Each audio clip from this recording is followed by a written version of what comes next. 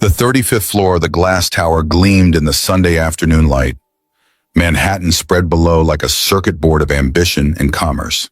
Inside the conference room, tension crystallized in the air between two people who spoke different languages and needed each other more than either wanted to admit. Victoria Hayes stood at the window, her reflection ghosting against the skyline, watching Sheikh Hassan al-Mansour's advisors gather papers with the efficiency of men who'd witnessed failed negotiations before. 2 years of cultivation, 3 trips to Dubai, countless emails threading hope through time zones, all of it dissolving because her translator had vanished 40 minutes ago without explanation or backup. Hassan spoke in Arabic, the words flowing like sand through fingers Victoria couldn't close. His tone needed no translation. Disappointment had a universal frequency. The advisors nodded, their expressions confirming what she already knew. $40 million in investment, 300 jobs for a city that needed them. Her position as CEO secured or shattered depending on the next 60 seconds. The board would convene Monday morning, Richard Walsh already sharpening his knives, ready to suggest she was too young, too inexperienced, too female for the responsibility they'd reluctantly granted. Hassan stood, his hand reaching for the brushed steel door handle. The gesture carried finality, the kind that ended careers and collapsed opportunities that took years to build. Victoria's CFO whispered urgent calculations beside her, numbers that meant nothing when the fundamental equation had already failed. They needed words. They needed understanding. They needed a miracle that didn't exist in Manhattan on a Sunday afternoon when translation services were closed and desperation tasted like copper in the mouth.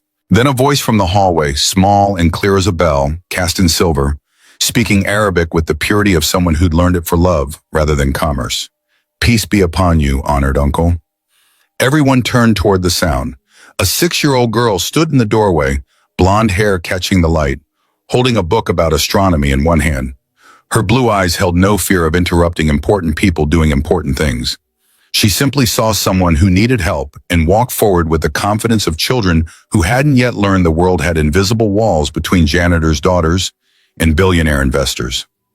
Marcus Chen burst through the door seconds behind her, still gripping his mop, his face flushed with the particular shame of working-class intrusion into spaces designed to exclude him. His daughter had just walked into the most critical business meeting of Victoria Hayes' career, wearing a gap-toothed smile and a dress that had been washed so many times the blue had faded to the color of forget-me-nots. 4 hours earlier, Marcus had woken at 4 in the morning, the nightmare fading like smoke through his fingers. Baghdad, the explosion, the screaming, the same loop his brain insisted on replaying whenever stress accumulated beyond his ability to compartmentalize. He lay in darkness for 3 minutes, breathing the way the VA counselor had taught him, letting the present reassert itself over the past. Queen's apartment, Lily asleep in the next room, Sunday overtime that paid double, winter coat money, rent money, the mathematics of survival that governed every decision.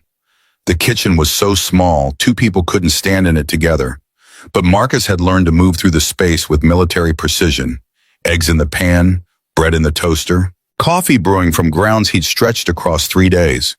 The refrigerator hummed its familiar complaint, the sound of an appliance holding on through sheer determination.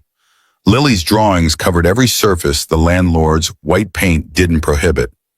Mermaids and astronauts and Arabic calligraphy she'd been practicing for 18 months under Mrs. Amira's patient instruction. He looked at the bills spread across the counter like accusatory fingers. Electric company threatening disconnection. Hospital bills from Sarah's final year that the insurance hadn't covered and never would. Credit card minimum payments that barely touched the principal. Interest compounding faster than hope could regenerate.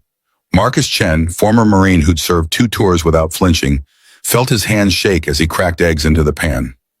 Not from fear. From the exhausting algebra of keeping 1 step ahead of catastrophe while raising a daughter who deserved better than a father who cleaned other people's offices for barely enough to keep the lights on. 7 years ago, Sarah had lain in the hospital bed, chemotherapy having claimed her hair and most of her weight, but not the fierce intelligence in her eyes. Marcus sat beside her, holding the hand that had once been strong enough to corral 23 second graders and was now translucent as rice paper. The machines beeped their steady rhythm, marking time neither of them wanted to acknowledge. "You'll be okay." The doctor said there are still options. Sarah's smile held more sadness than 1,000 tears. "Marcus, you're a Marine. Marines don't lie to their own." We both know what the scans showed. She'd pointed to the digital recorder on the bedside table with effort that cost her breath. 50 stories so far. Bedtime reading for Lily until she's old enough to read them herself. Science lessons. Songs in Mandarin from my grandmother. Math tricks. Everything I won't be here to teach her. The words had broken something in Marcus's chest that 7 years hadn't repaired. Sarah had kept recording until 3 days before she died, her voice getting weaker but never losing the teaching cadence that had made her beloved by students and parents alike. The final recording was just breathing and whispered love, but Marcus played it sometimes when loneliness became a physical ache.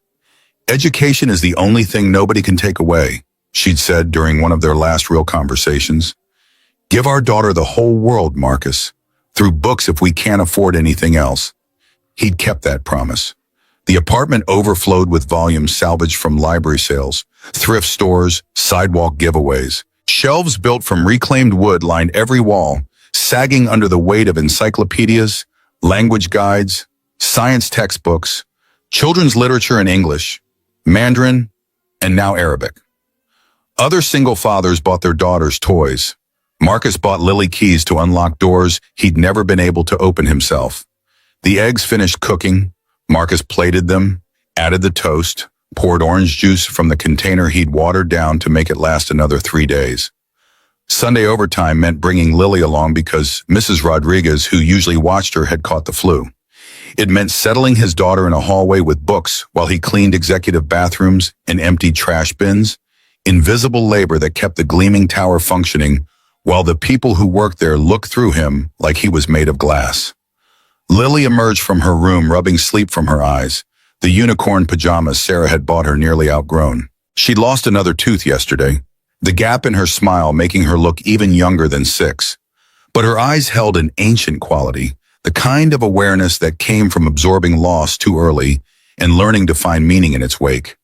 "Morning, Daddy. Morning, baby girl. Eat quick. We need to leave by 5:30. Are we going to the big building with the fancy floors?" Marcus nodded, guilt settling in his stomach like stones. Other kids spent Sunday mornings at playgrounds. His daughter spent them in office corridors, reading to stay quiet while he pushed industrial cleaning equipment through spaces designed to intimidate people exactly like him. But Lily never complained.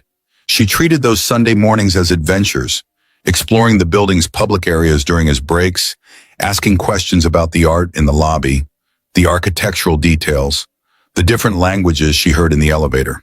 At 6 years old, she had already developed the habit of finding wonder in circumstances that would have broken many adults. They ate breakfast in comfortable silence, the kind that came from being each other's primary company for 3 years. Marcus watched his daughter's careful bites, the way she chewed thoroughly like Sarah had taught her, and felt the familiar mixture of pride and terror that defined his parenting. Lily was extraordinary. Teachers had confirmed it. Standardized tests had confirmed it. The school wanted to skip her ahead 3 grades, maybe more. But Marcus feared what acceleration might cost her. Childhood, friends her own age. The simple joy of being young without the weight of genius pressing down. The subway ride took 40 minutes. Lily pressed against his side with a book open in her lap. Not a children's book. A biography of Ibn Battuta, the medieval Arab traveler, which she'd found at the library and declared fascinating. She read aloud occasionally, translating passages from the Arabic text that Mrs. Amira had helped her source online. Other passengers glanced over, startled to hear classical Arabic from a blonde child in faded jeans, then looked away when Marcus met their eyes. New York specialized in studied indifference. Nobody asked questions they didn't want answered. 18 months ago, Lily had discovered an Arabic textbook at the community center book exchange. The flowing script had captivated her instantly.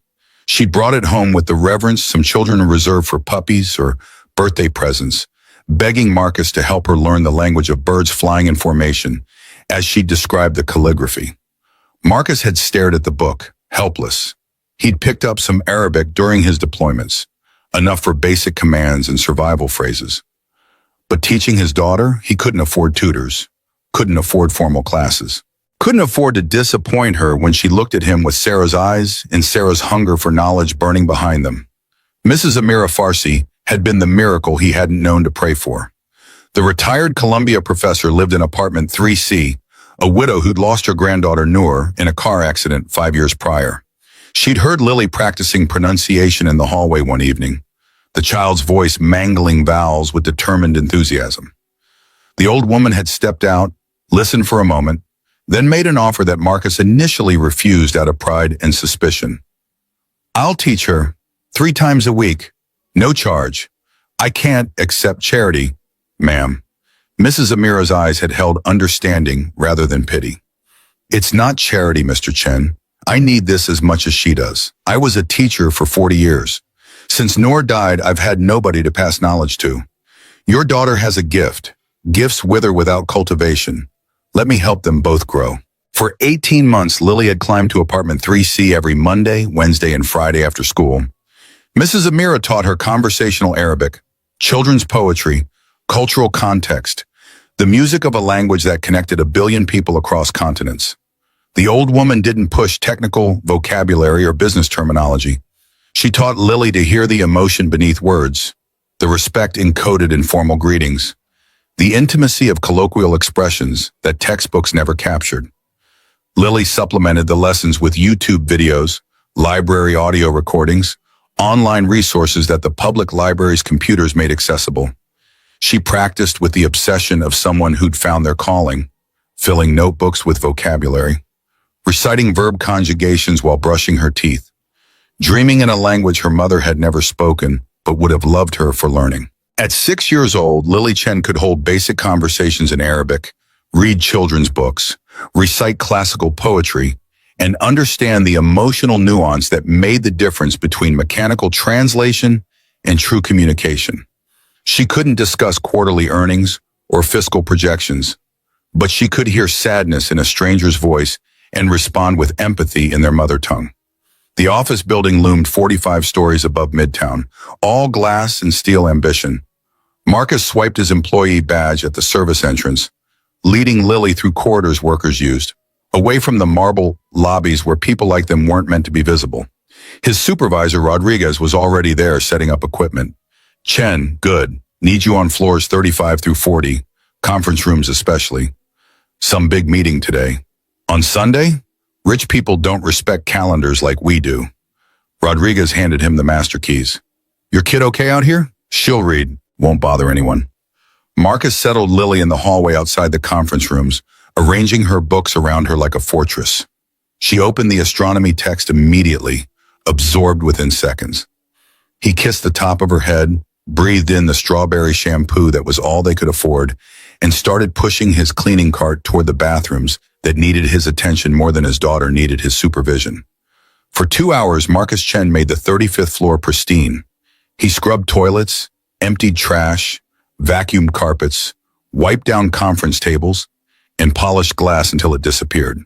Invisible labor. Essential labor. The kind that let other people focus on important things without considering who made their environment possible. Victoria Hayes had been in her office since 5 that morning, watching the city wake up through floor-to-ceiling windows that cost more than Marcus's annual salary. She'd reviewed the contract 40 times, memorized every clause, prepared for objections Hassan might raise. This deal represented her entire career compressed into one negotiation. Success meant validation. Failure meant Richard Walsh's smug satisfaction as the board reconsidered their decision to make her the youngest CEO in company history. The photograph of her father watched from the desk. Raymond Hayes, dead 5 years from a heart attack that had given no warning. He'd built this company from nothing, worked himself into an early grave, and told Victoria with his dying breath that she didn't need to prove anything to anyone. But she'd spent every day since trying to prove he was wrong. She needed to prove she'd earned her position through merit rather than grief-fueled board sympathy. She needed to prove she was more than her father's daughter. She needed to prove she deserved to breathe. Her phone buzzed. The translator. "Finally, Miss Hayes, I'm so sorry. Car accident on the FDR. Ambulance is here. I can't make the meeting." Victoria's hands went cold. "Are you hurt?" "Broken wrist. Possible concussion. I'm sorry, I tried. The call disconnected. Victoria immediately dialed 5 translation services. All closed, Sunday. Of course. Emergency services quoted 4-hour minimums for Arabic specialists, arrival time uncertain. The meeting started in 30 minutes. Hassan's flight back to Dubai left at 7. This was the window, the only window, and it was slamming shut. Her CFO, Sarah Martinez, knocked and entered without waiting. The translator? Accident. Can't come, delay the meeting. Hassan already delayed twice, once more and he'll walk completely. Victoria's voice cracked on the edge of panic she couldn't afford to show. We're in a city of 8 million people. How can we not find one Arabic speaker?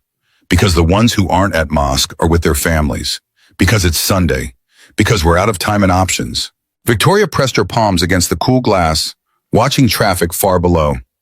Individual cars carrying individual people, each with their own languages and emergencies and impossible situations. Somewhere down there, someone spoke Arabic fluently and wasn't doing anything more important than this. But Manhattan specialized in keeping people in their proper places, languages in their proper circles. Desperation locked in soundproof rooms where it couldn't embarrass anyone. Sheikh Hassan arrived at 2 with 4 advisors, all wearing traditional kanduras that marked them as visitors to a country that had forgotten how to honor guests properly. Victoria greeted them with practiced warmth that masked screaming anxiety.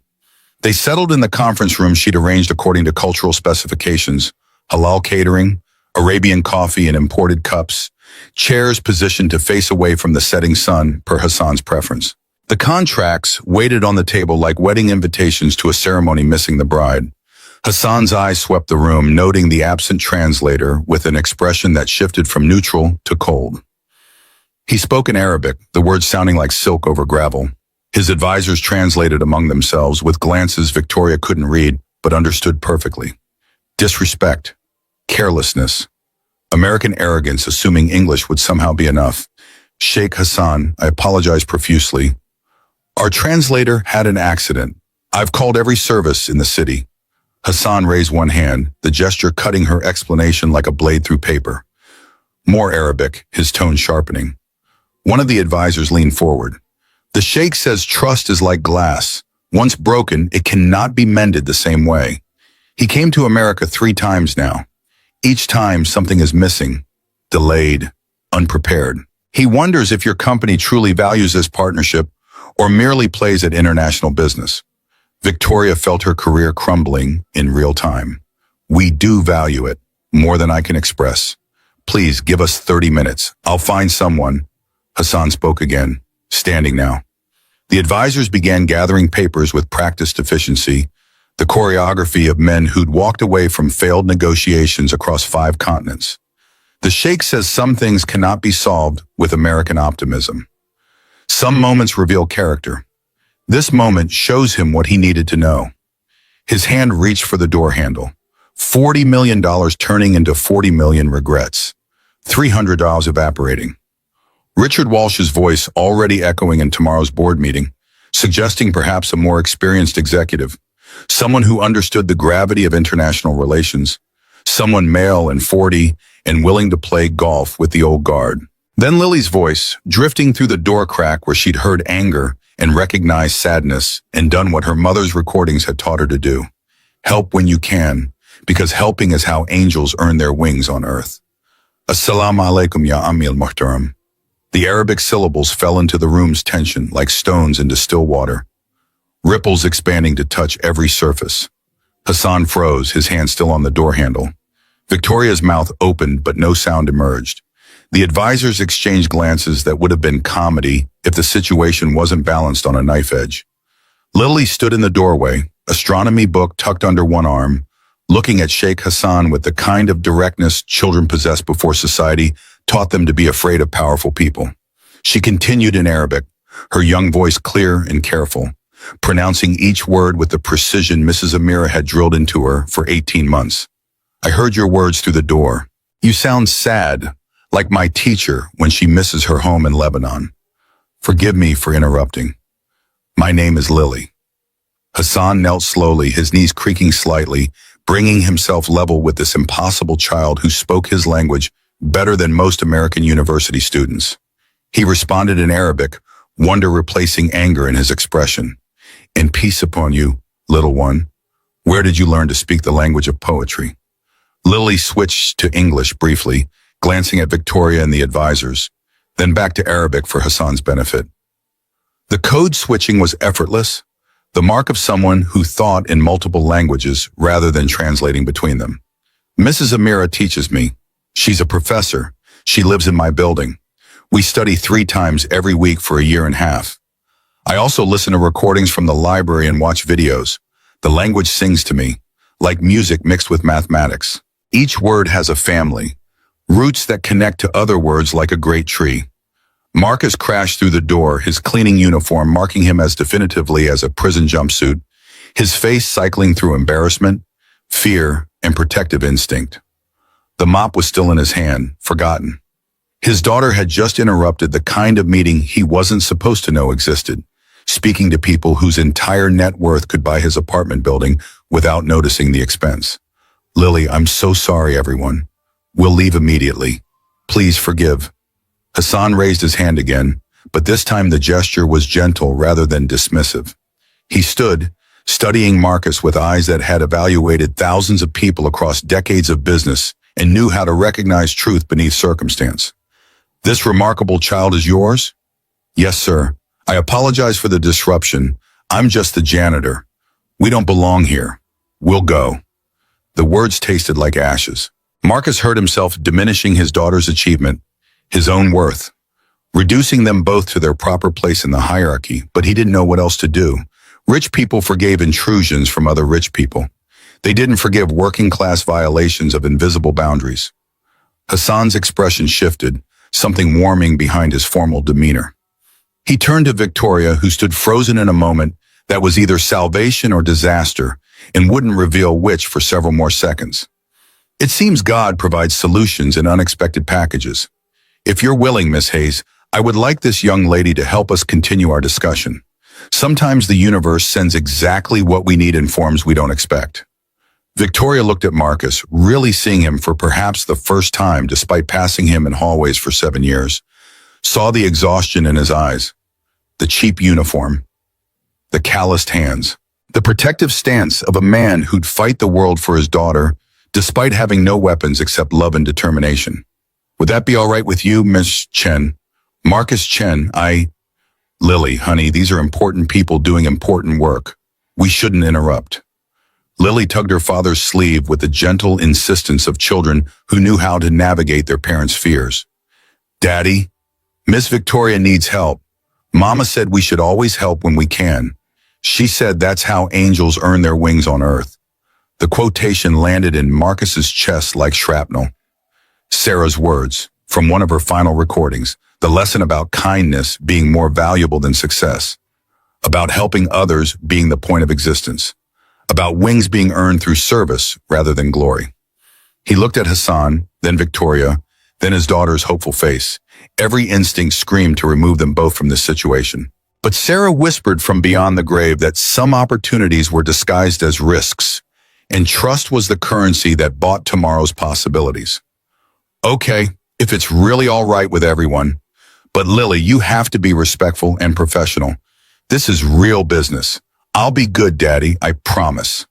The negotiation resumed with a 6-year-old girl perched on a chair between Victoria Hayes and Sheikh Hassan al-Mansour, her legs swinging above the floor, her expression serious as she became the bridge between 2 languages and 2 worlds that had nearly failed to connect. Hassan spoke about investment timelines and Victoria responded with market analyses, and Lily translated with the kind of emotional intelligence that professional translators often lacked. When Hassan used a technical term, Lily would pause. "Uncle Hassan, what does fiscal quarter mean?" Hassan would explain in simpler Arabic, 3 months of business time, January through March, April through June, like seasons. Lily would nod, absorb the concept, then render it for Victoria with context that made the translation meaningful rather than mechanical. "He's asking about the seasons of your business. When do you measure if things are growing well?" The rhythm established itself. Hassan and Victoria learned to simplify their language, to speak in concepts rather than jargon, and discovered that clarity improved understanding for everyone involved. Lily didn't just translate words. She conveyed tone, captured the hesitation behind questions, the hope beneath caution. When Hassan made a joke about camels and venture capital that relied on Arabic wordplay, she giggled before translating, her genuine delight breaking the formality that had calcified between the two parties. She explained the pun to Victoria's team. In Arabic, the word for camel and patience come from the same root. He's saying Americans want camels that run like racehorses, but wise investment requires the camel's patient endurance across deserts. The room laughed, real laughter, the kind that dissolved walls and reminded everyone that business was ultimately about human beings trying to solve problems together. Hassan's advisors relaxed. Victoria's CFO stopped clutching her tablet like a shield. Marcus sat in the corner, forgotten by everyone except his daughter, who glanced at him every few minutes to confirm she was doing well, that he was proud, that this terrifying, wonderful moment was real. Victoria studied Marcus when his attention was on Lily, saw the pride in his expression despite the fear, saw the way he straightened every time Lily spoke, as if her words elevated him too, saw a man who'd somehow raised an extraordinary child while working jobs that ground other people into dust and resignation. How does she know these things? Victoria whispered during a brief pause while Hassan consulted his advisors. Marcus kept his voice equally low. She reads everything. Last week I found her with my old economics textbook from community college. Said it was interesting. She reads business sections of newspapers I bring home from recycling bins, medical journals from the hospital where I clean nights. She just absorbs it all like a sponge. You went to college? The question held no judgment, just curiosity. But Marcus felt the weight of truncated ambition anyway. Started community college, dropped out when my wife got pregnant, needed money immediately, not degrees eventually. Victoria absorbed this information, her understanding of the man in the janitor's uniform shifting, expanding, complicating.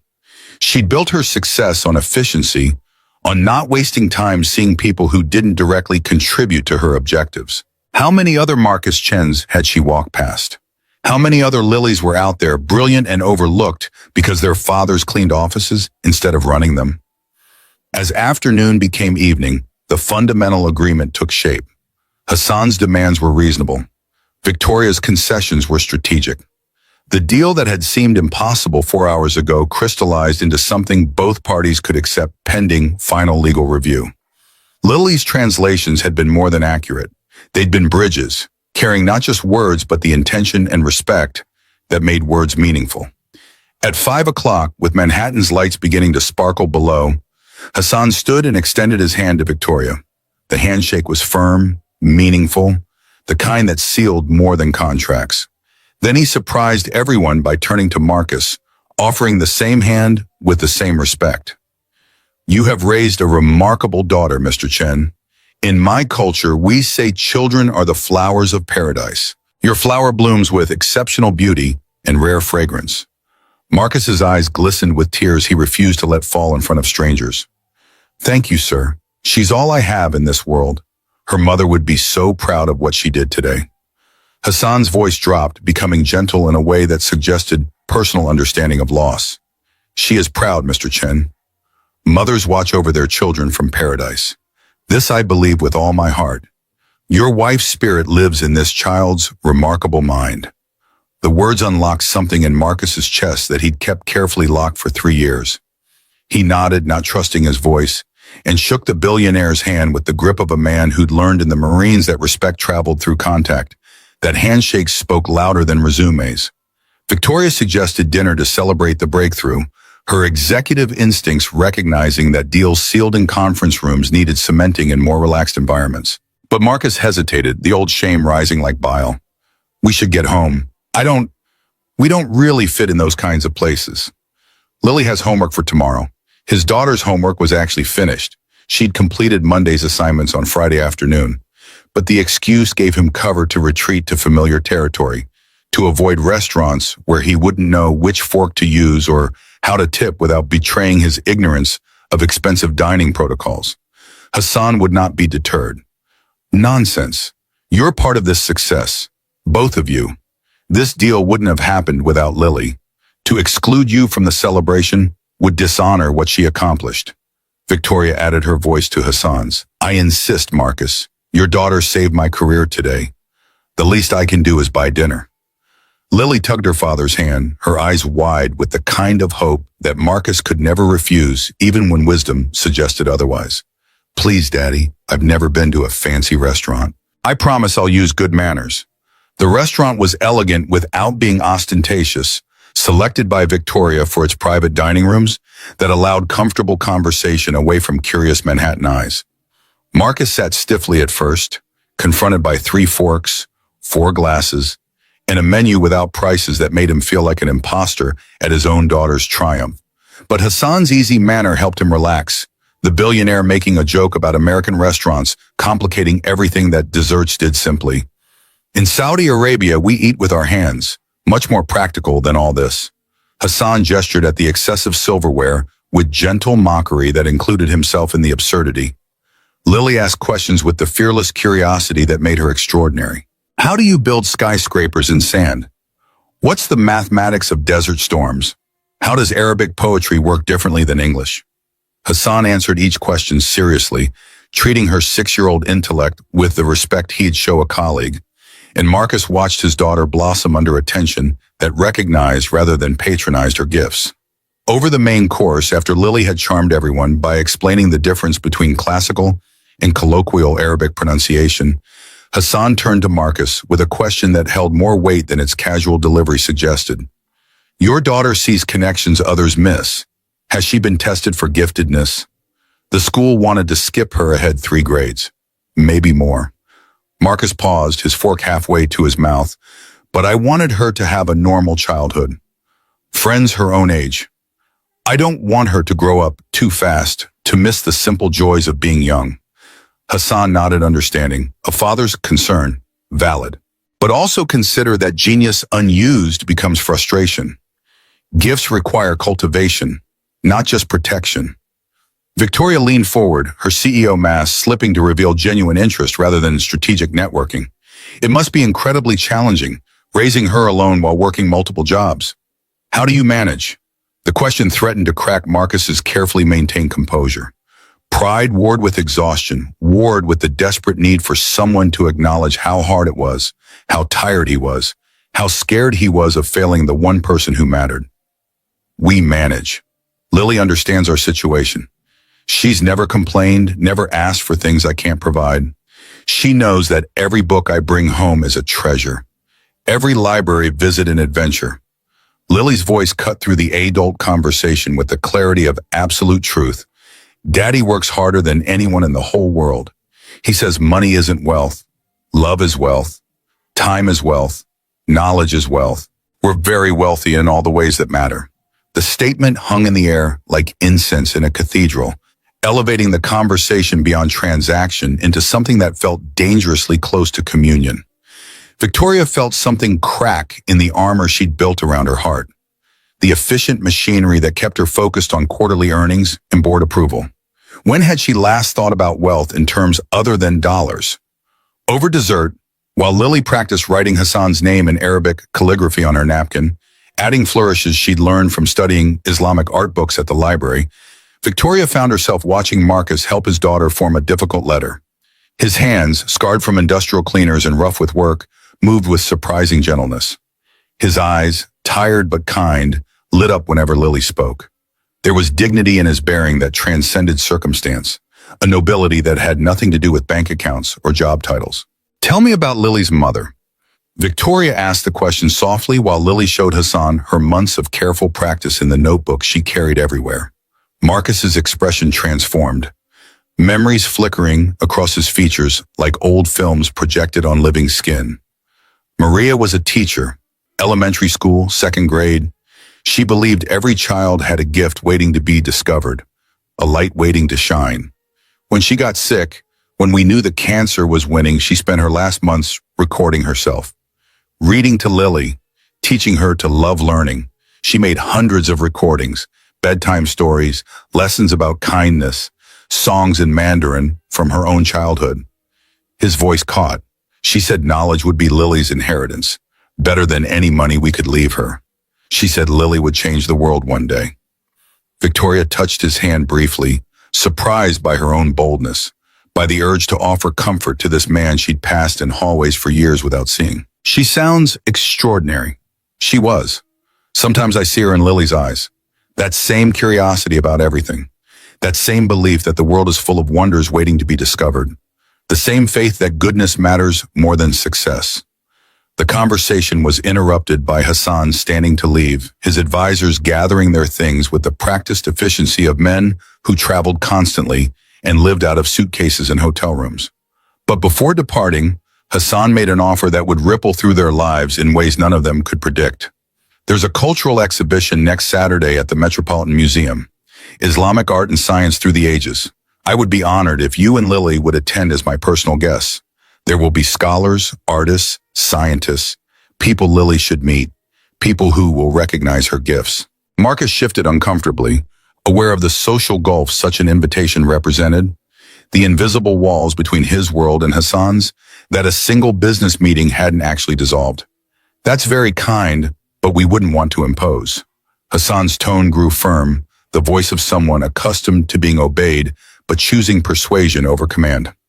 Please, Mr. Chen, Lily has bridged two worlds today. Let me show her more of the world she's chosen to understand. And you, a father who raises such a child, is a man I want to know better.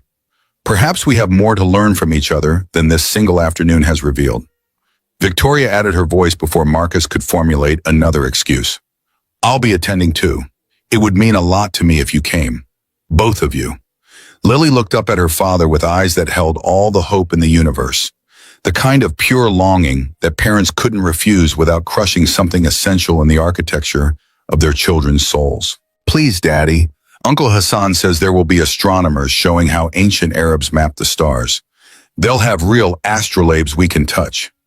Marcus Chen, former Marine who'd faced enemy fire without flinching, found himself utterly defeated by his 6-year-old daughter's enthusiasm.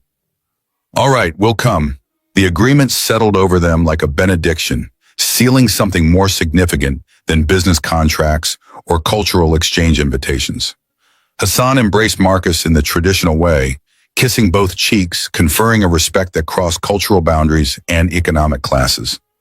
Victoria shook his hand with warmth that surprised them both, her fingers lingering a moment longer than professional courtesy required. They parted on the sidewalk as Manhattan's evening energy swirled around them. Taxis honking, street vendors calling in a dozen languages. The city's endless symphony of ambition and survival playing its familiar score. Marcus held Lily's hand as they descended into the subway, his daughter chattering about everything she'd learned, everyone she'd met, the magic of an afternoon that had started with books in a hallway and ended with dinner at a table where she belonged. Victoria stood on the sidewalk longer than necessary, watching them disappear into the underground river of humanity that carried New York's working-class home after their labor made the city function. Something had shifted in her understanding of success, of value, of what actually mattered beneath the quarterly earnings and board approval she'd spent years chasing. A janitor and his 6-year-old daughter had saved her career. But more than that, they'd reminded her that people existed beneath job titles, that genius bloomed in unexpected soil, that the invisible labor holding the world together deserved the same respect as the visible achievements celebrated in boardrooms. She pulled out her phone and texted her assistant, "Research community outreach positions. Don't tell anyone yet. Just explore options." The response came immediately. "Is this about the Chen situation?" Victoria smiled at the screen. "This is about seeing people I should have noticed years ago." She walked toward her waiting car, the driver holding the door, ready to transport her back to the penthouse that cost more than Marcus earned in 5 years. But for the first time in longer than she could remember, the luxury felt hollow rather than earned. Success suddenly seemed less like reaching the top and more like understanding who you stepped on climbing there, who you failed to see, who you dismissed as irrelevant to your trajectory. Tomorrow the board would convene. Richard Walsh would attempt his usual subtle undermining. But Victoria had secured the Hassan deal through the most unlikely means imaginable, and that story would spread through corporate Manhattan faster than any publicity department could manage. The CEO who succeeded because she allowed a janitor's daughter to translate. The billion-dollar deal saved by a 6-year-old. The narrative practically wrote itself, and for once, Victoria didn't care about controlling the message. Let them talk. Let them whisper. Let them wonder what kind of leader valued results over credentials, people over protocol. In the subway, Lily fell asleep against Marcus's shoulder, exhausted by the emotional intensity of translating between worlds. Marcus held her carefully, breathing in the strawberry shampoo that was all they could afford, feeling her heartbeat against his ribs, alive and extraordinary in his. He'd woken at 4 that morning expecting another Sunday of invisible labor. He'd end it with his daughter having impressed a billionaire and a CEO, having proven that Sarah's faith in education as the great equalizer wasn't naive hope, but prophetic truth. The train rattled through darkness beneath the city, carrying them home to Queens, to the apartment filled with salvaged books, to the life they'd built from loss and determination and love that counted as wealth in every calculation that actually mattered. Tomorrow would bring new challenges. Bills would still need paying. Winter coats would still need buying. The mathematics of survival would reassert themselves with all their usual ruthlessness. But tonight, Marcus Chen allowed himself to believe that maybe, just maybe, the universe occasionally conspired to lift people up instead of grinding them down. That maybe Sarah was watching from somewhere beyond death's veil, proud of the daughter she'd helped shape, and the father who'd refused to let poverty limit their possibilities. That maybe wings really could be earned through helping others, and angels sometimes worked night shifts cleaning office buildings while raising genius daughters who spoke the language of poetry and bridged worlds that needed connection more than separation. Monday morning arrived with the particular optimism reserved for people who believed their luck had finally changed. Marcus swiped his employee badge at the service entrance, the same mechanical gesture he'd performed for 7 years. But today the building looked different, brighter somehow, as if Sunday's miracle had repainted the glass and steel in colors he'd never noticed before.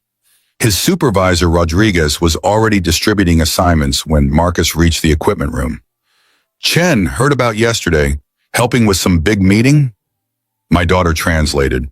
They needed someone who spoke Arabic. Rodriguez whistled low. "Didn't know your kid had that kind of talent. Building management's impressed. Keep doing whatever you're doing." The words settled into Marcus's chest like warmth after cold, the unfamiliar sensation of being acknowledged rather than invisible. Other janitors nodded as he passed, offering congratulations that felt surreal. For 7 years, he'd moved through these corridors like a ghost, noticed only when something wasn't cleaned properly. Now people saw him. Actually, they saw him. The recognition carried its own complicated weight.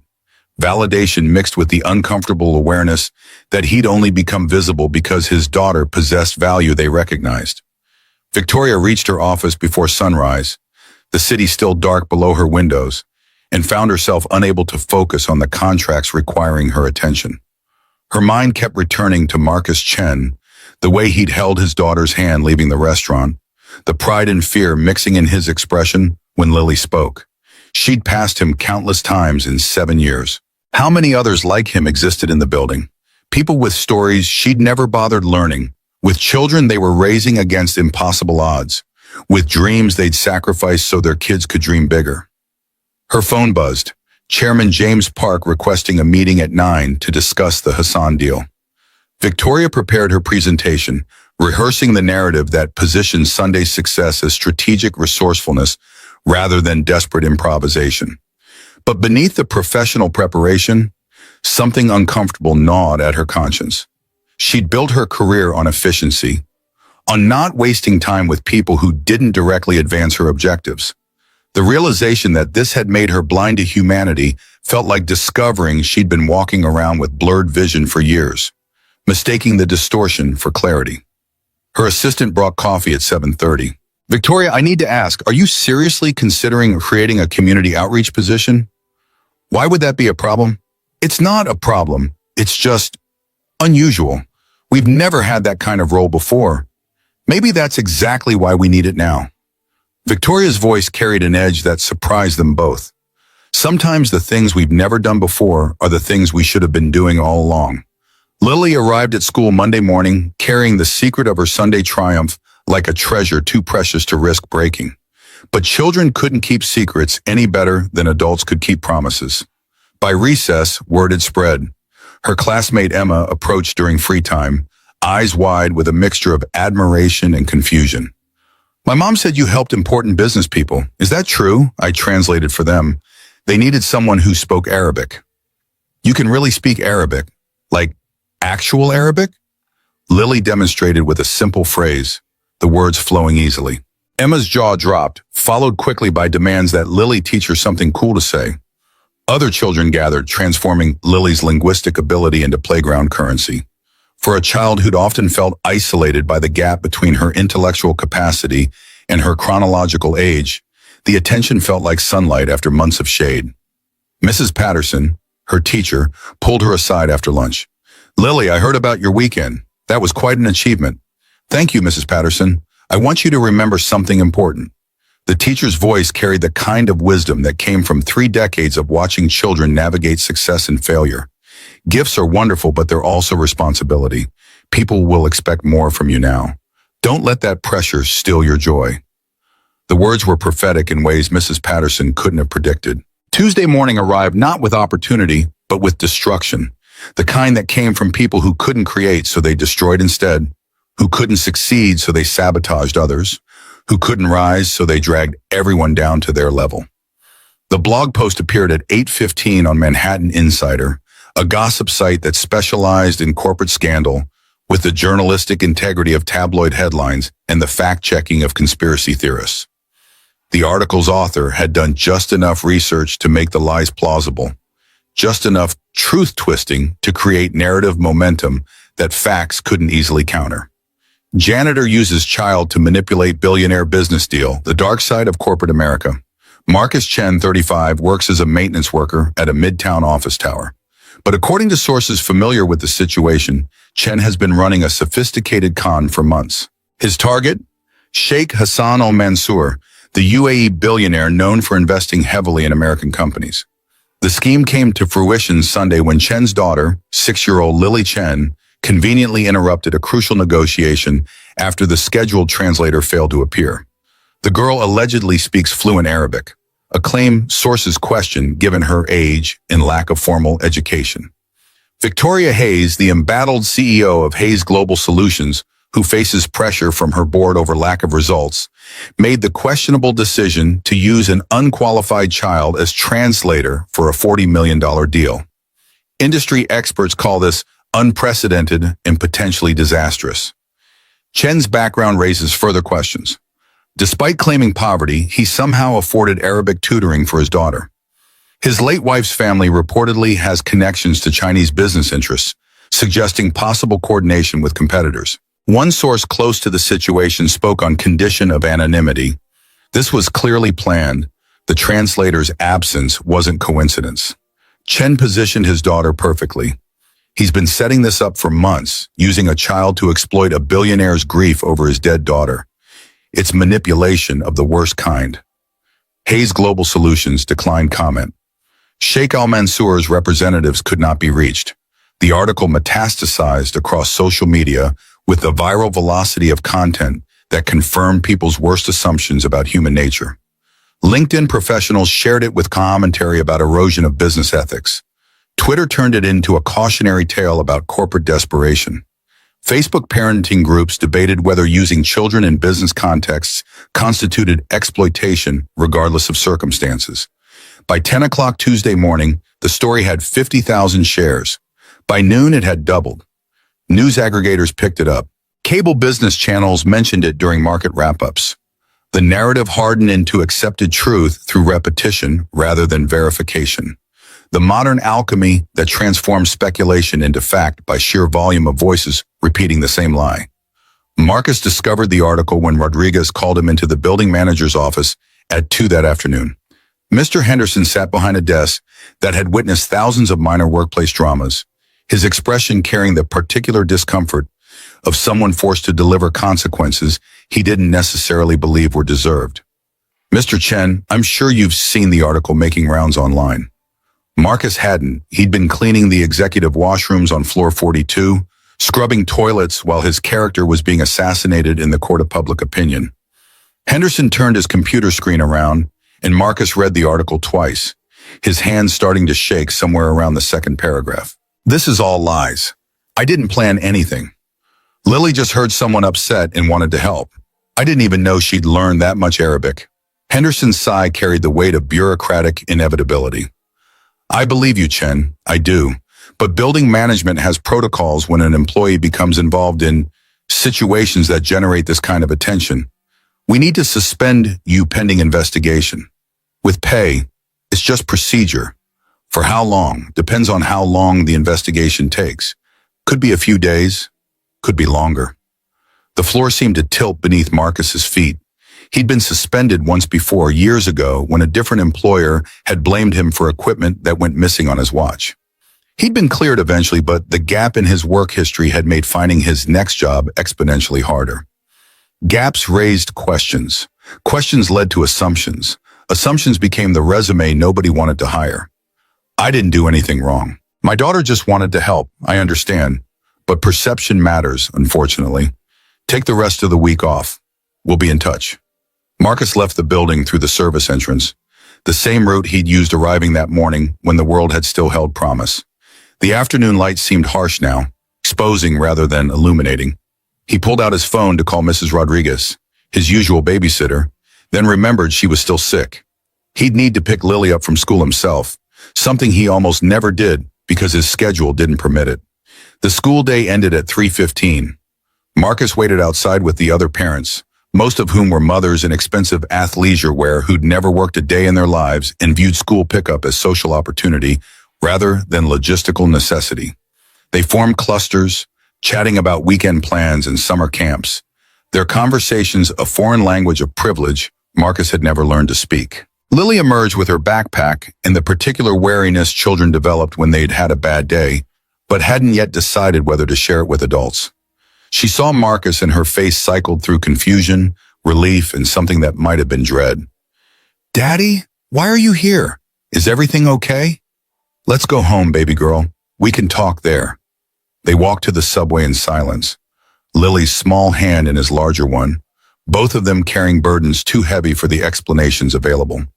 On the train, Marcus finally spoke. Did anything happen at school today? Anyone say anything mean to you?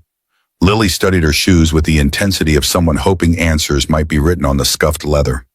Some kids said their parents read something on the computer. About you using me. About us lying. The words hit Marcus like physical blows. What did you say back? That it wasn't true. That you're the best daddy and we didn't lie about anything.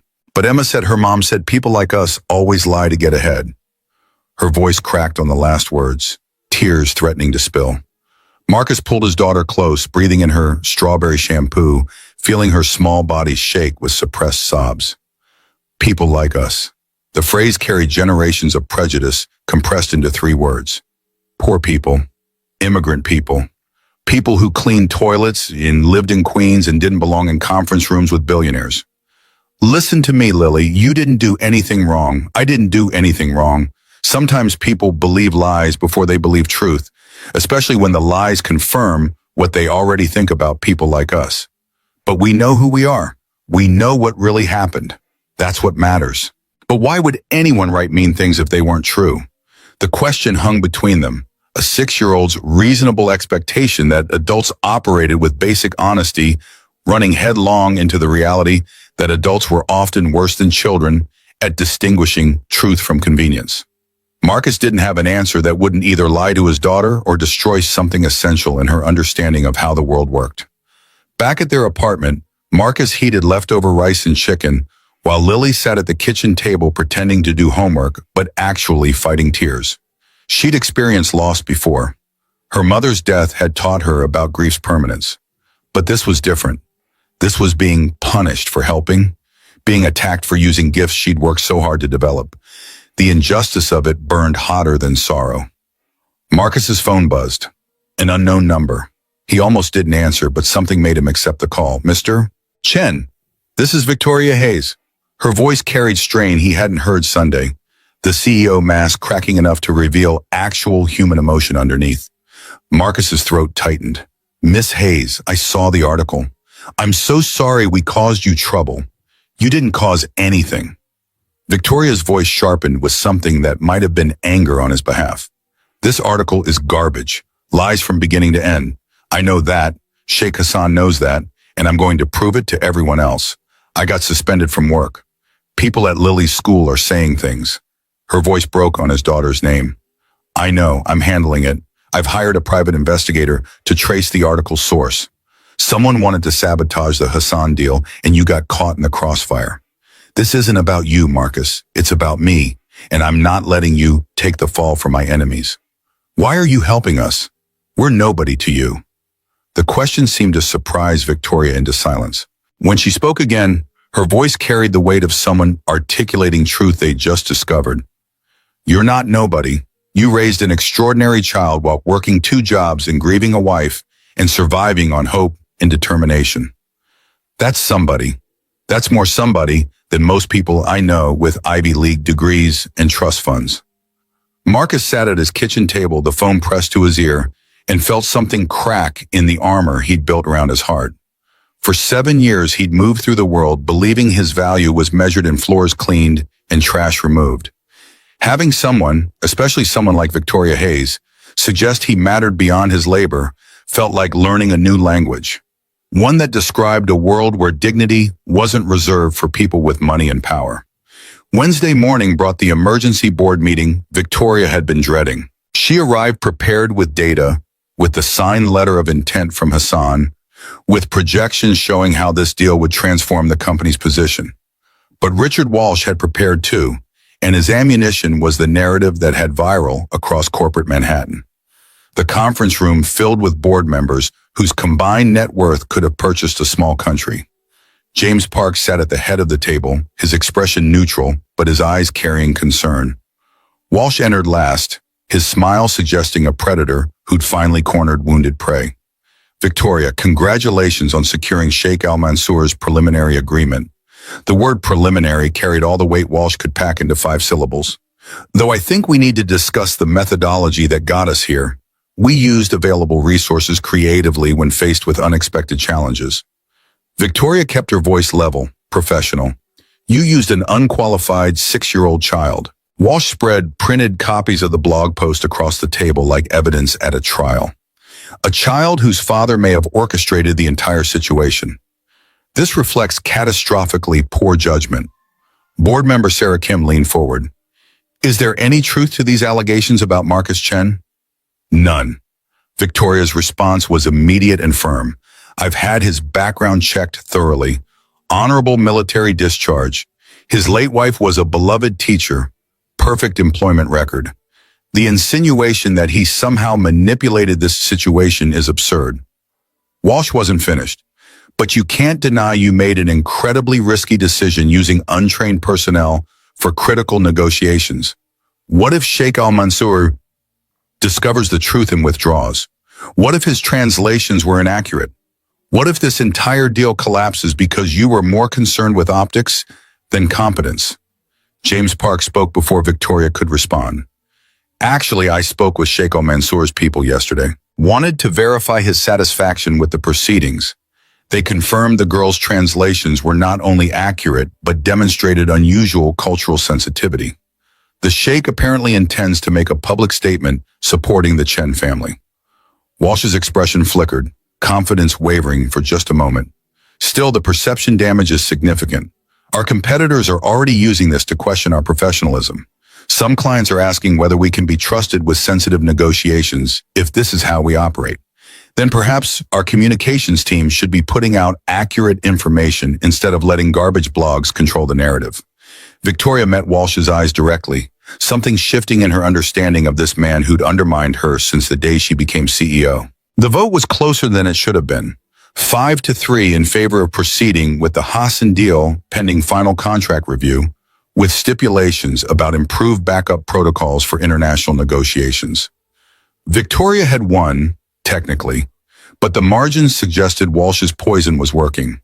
That doubt had been planted in enough minds to make her position perpetually precarious. After the meeting, Victoria returned to her office and placed a call to the private investigator she'd hired Tuesday afternoon. Tom Brennan was ex-FBI, the kind of investigator who knew how to trace digital breadcrumbs through the labyrinth of modern information warfare. What did you find? Brennan's voice carried the satisfaction of someone who'd uncovered exactly what he'd suspected. The reporter who wrote the hit piece, Jake Morrison, does freelance work for Brighton Capital. They're the investment firm that wanted Sheikh Al Mansour's money and lost it when he chose you instead. So this is competitive sabotage. Gets better. Morrison's phone records show multiple calls to and from a number registered to Jennifer Walsh, Richard Walsh's executive assistant. She accessed your meeting notes 3 times Sunday evening, sent documents to her personal email, which she then forwarded to Morrison's burner account.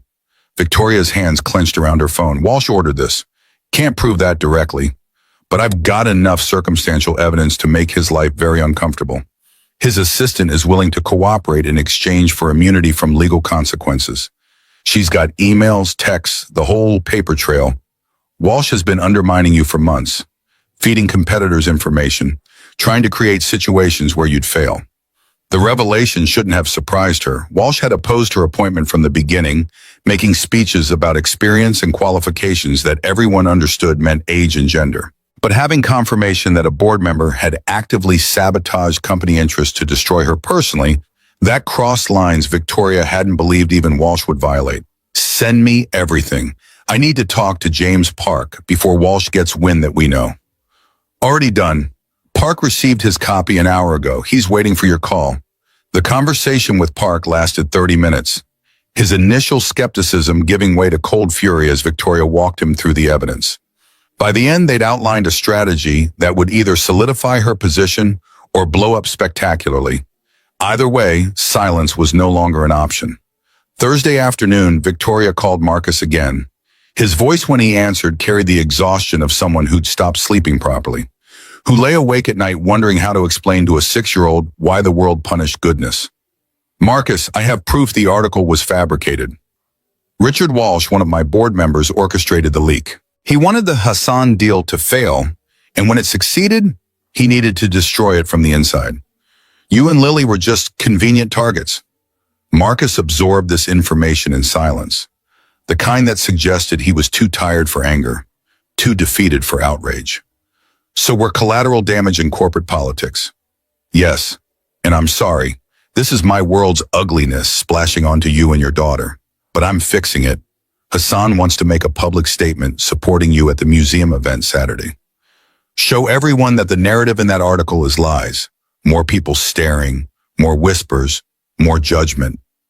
Marcus's voice went flat. Maybe it's better if we just disappear. Let this blow over without making it worse.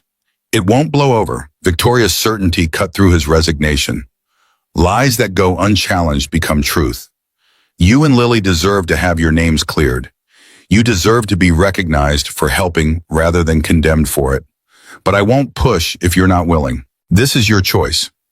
Marcus sat in his apartment looking at Lily doing homework at the kitchen table with the determined focus of a child trying to prove she was still good, despite what people said. Sarah's voice echoed from one of her recordings playing softly in the background, reading Charlotte's Web, with the warmth that had made her beloved by students. Let me think about it. Talk to Lily, of course. But Marcus? The people saying terrible things about you? They're wrong about everything. You're not a con artist or a manipulator. You're a father who raised an exceptional child under impossible circumstances. That's heroic, not criminal. After Victoria disconnected, Marcus sat with his phone in his hand, staring at the refrigerator covered in Lily's drawings. Heroes in the stories were soldiers and firefighters, people who saved lives in dramatic fashion. Nobody wrote stories about fathers who worked 2 jobs and scraped together rent money and filled apartments with library books. Nobody called that heroic, but maybe Victoria was right. Maybe heroism looked different than the movies suggested. Maybe it looked like showing up every day despite exhaustion, despite grief, despite a world that insisted you were invisible. Friday morning, Victoria's assistant knocked with news that Richard Walsh wanted to meet. He's in his office, says it's urgent. Victoria checked her watch. She'd been planning to confront Walsh on her own timeline, with Park present as witness. But perhaps Walsh's urgency meant he knew the walls were closing in. Sometimes predators made mistakes when they sensed the trap. Walsh's corner office occupied premium real estate on the 43rd floor, windows offering views that cost more per square foot than most Manhattan apartments. He sat behind his mahogany desk with the confidence of someone who'd never faced real consequences, who'd learned that money and connections could insulate against accountability. Victoria, we need to discuss your future with the company. She closed the door behind her, noting that his assistant's desk sat empty. Took the day off, Walsh had said, or been told to disappear while he handled dirty work. Victoria remained standing, refusing the chair that would put her at a psychological disadvantage. Actually, Richard, we need to discuss your betrayal. His expression flickered. Surprise, calculation, the rapid mental adjustment of someone recalibrating strategy mid-conversation. I don't know what you're talking about. Victoria placed the private investigator's report on his desk with the deliberate care of someone laying down evidence at a trial. Phone records connecting you to Brighton Capital through your assistant. Jennifer's testimony about accessing confidential files. Email trails showing you leaked information to competitors.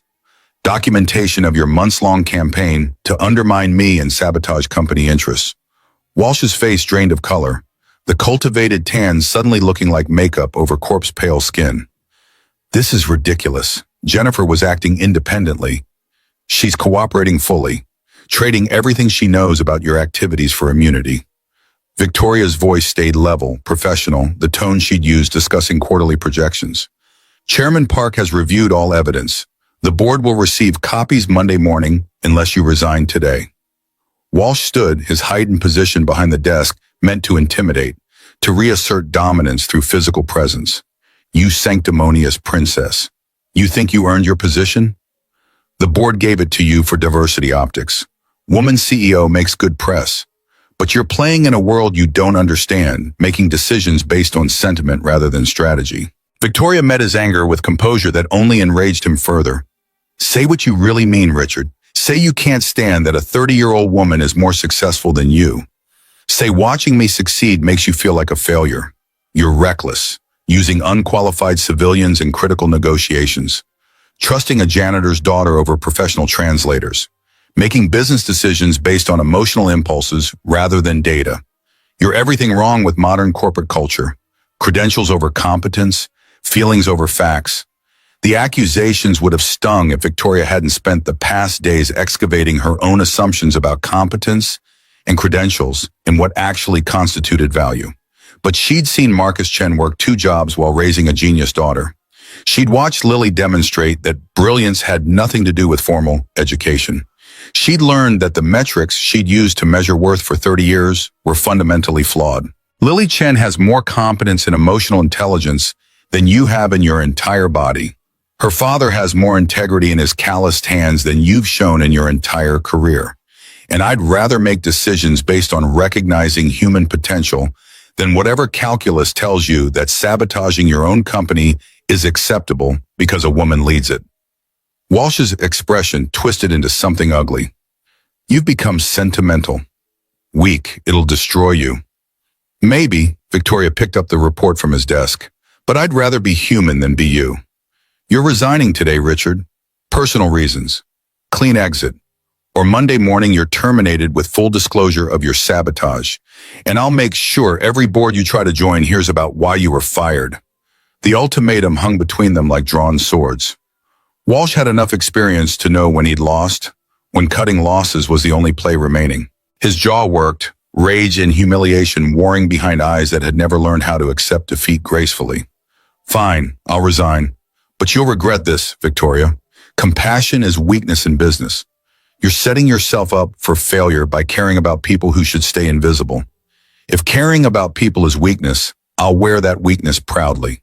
Now get out of my building. Walsh gathered his personal items with jerky, angry movements, shoving them into a box his assistant had likely prepared knowing this day would come. He left without another word, the door closing with finality that resonated through Victoria's chest.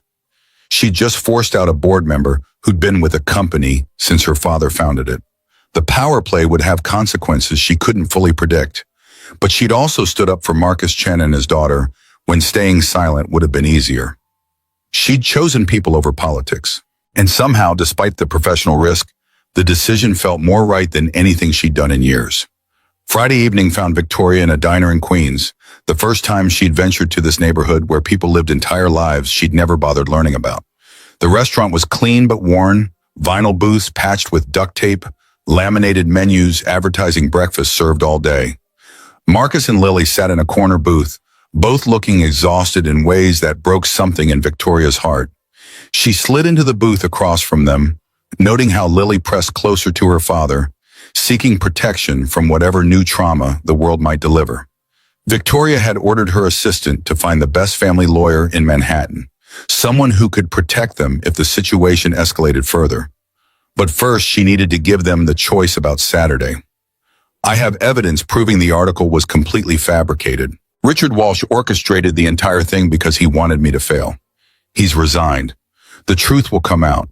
But Hassan wants to make a public statement at the museum tomorrow, clearing your names definitively. It's your decision whether you want to attend. Marcus studied his coffee cup like it held answers to questions he didn't know how to ask. More people will stare. More cameras. More judgment before the truth catches up.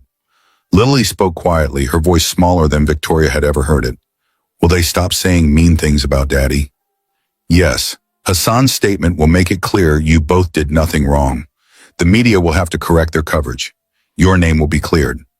Marcus looked at his daughter, seeing fear mixed with hope in her expression. The same combination he saw in the mirror every morning. What do you think, baby girl? You want to go? Lily considered with the seriousness of someone whose 6 years had packed more loss and resilience than many people experienced in 60.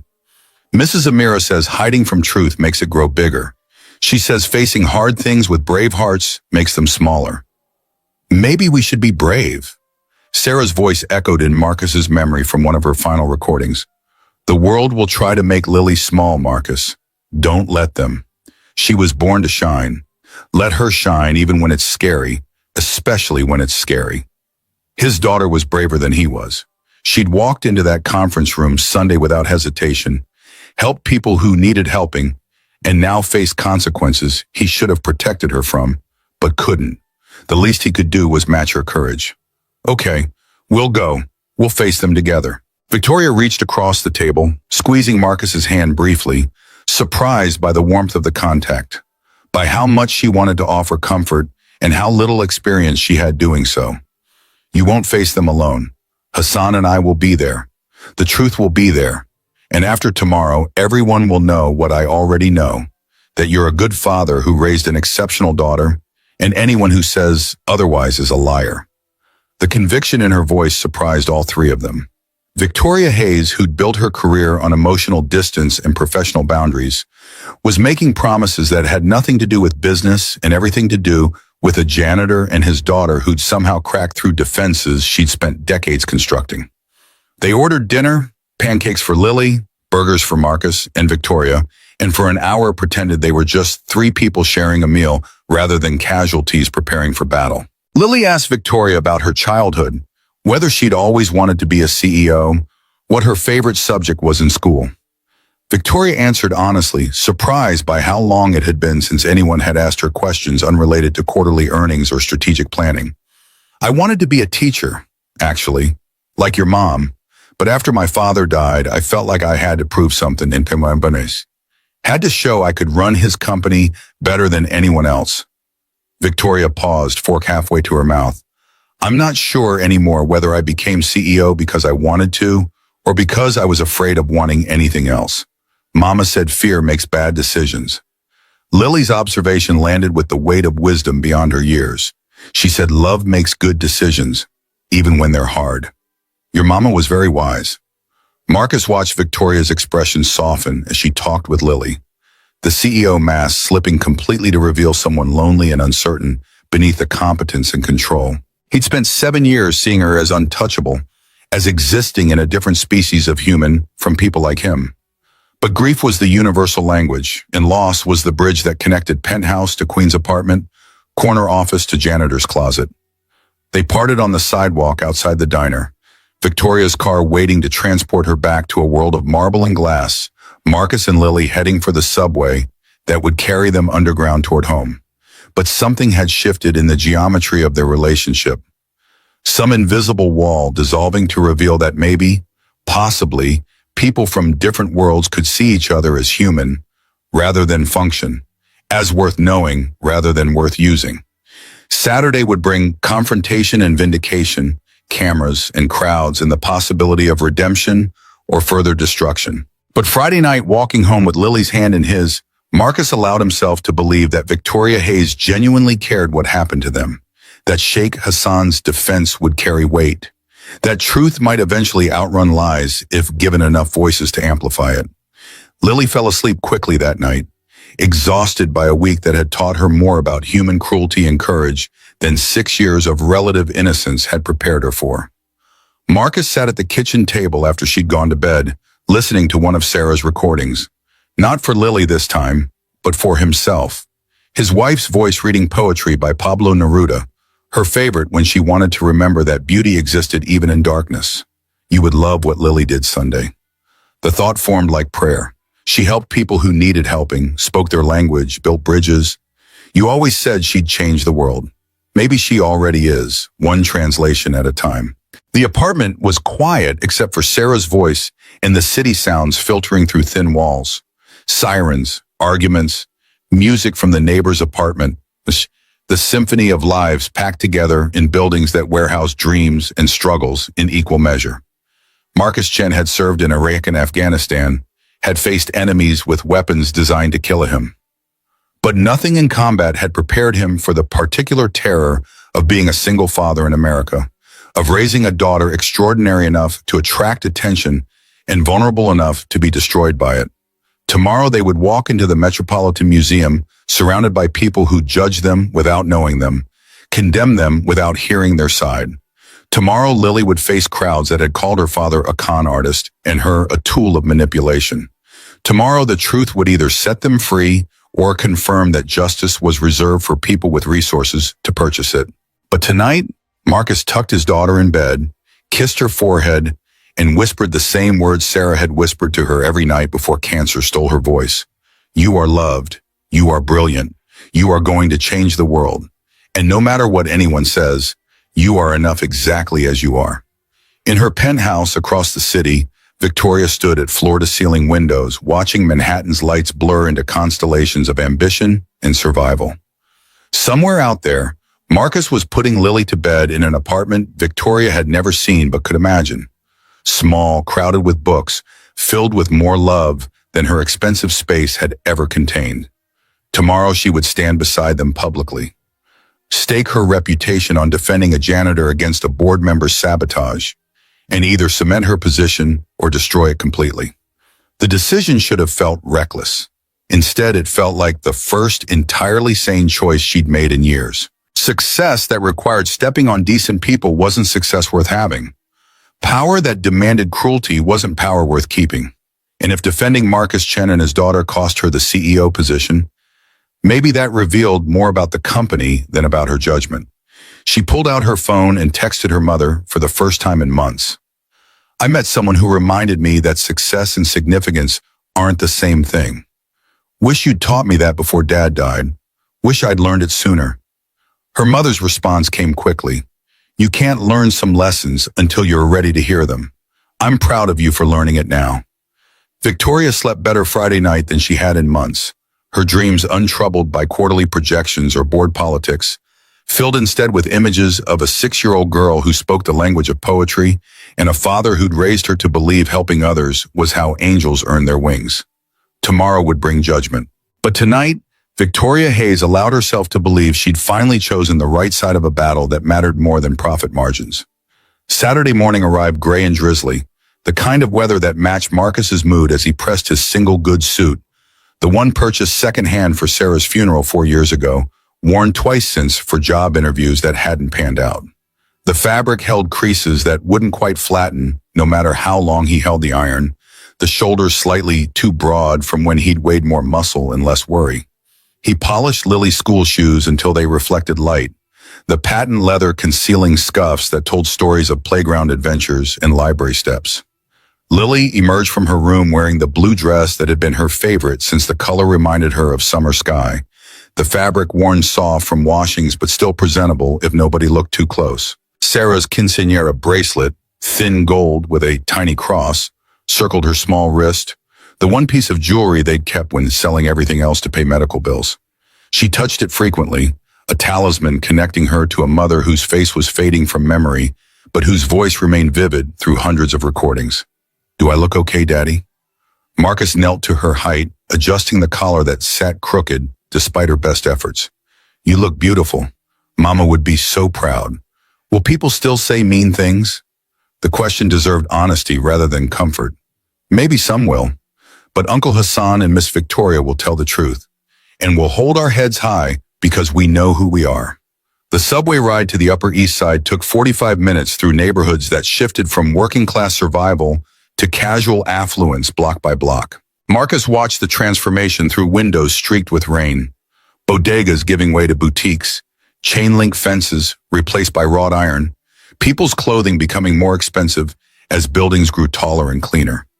Lily pressed against his side, alternating between reading Arabic poetry from the notebook Mrs. Amira had given her and watching raindrops race down glass.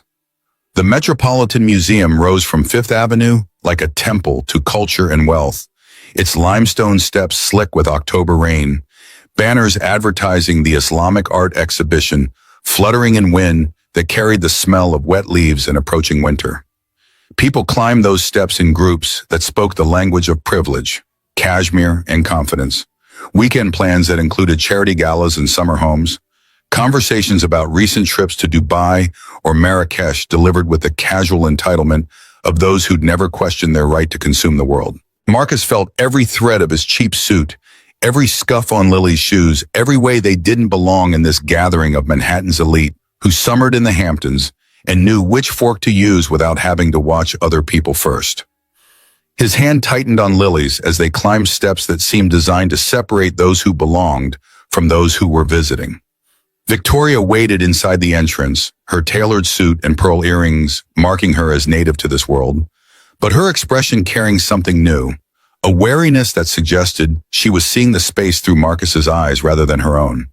She'd arrived early, watching the crowd gather, listening to conversations that casually referenced net worth and private schools and vacation properties, and feeling for the first time the weight of unexamined privilege that separated her world from the one where Marcus raised his daughter. "You came." Relief colored her greeting as she spotted them entering. "We said we would." Marcus's voice carried the steady determination of someone who'd learned in the Marines that showing up was half of courage.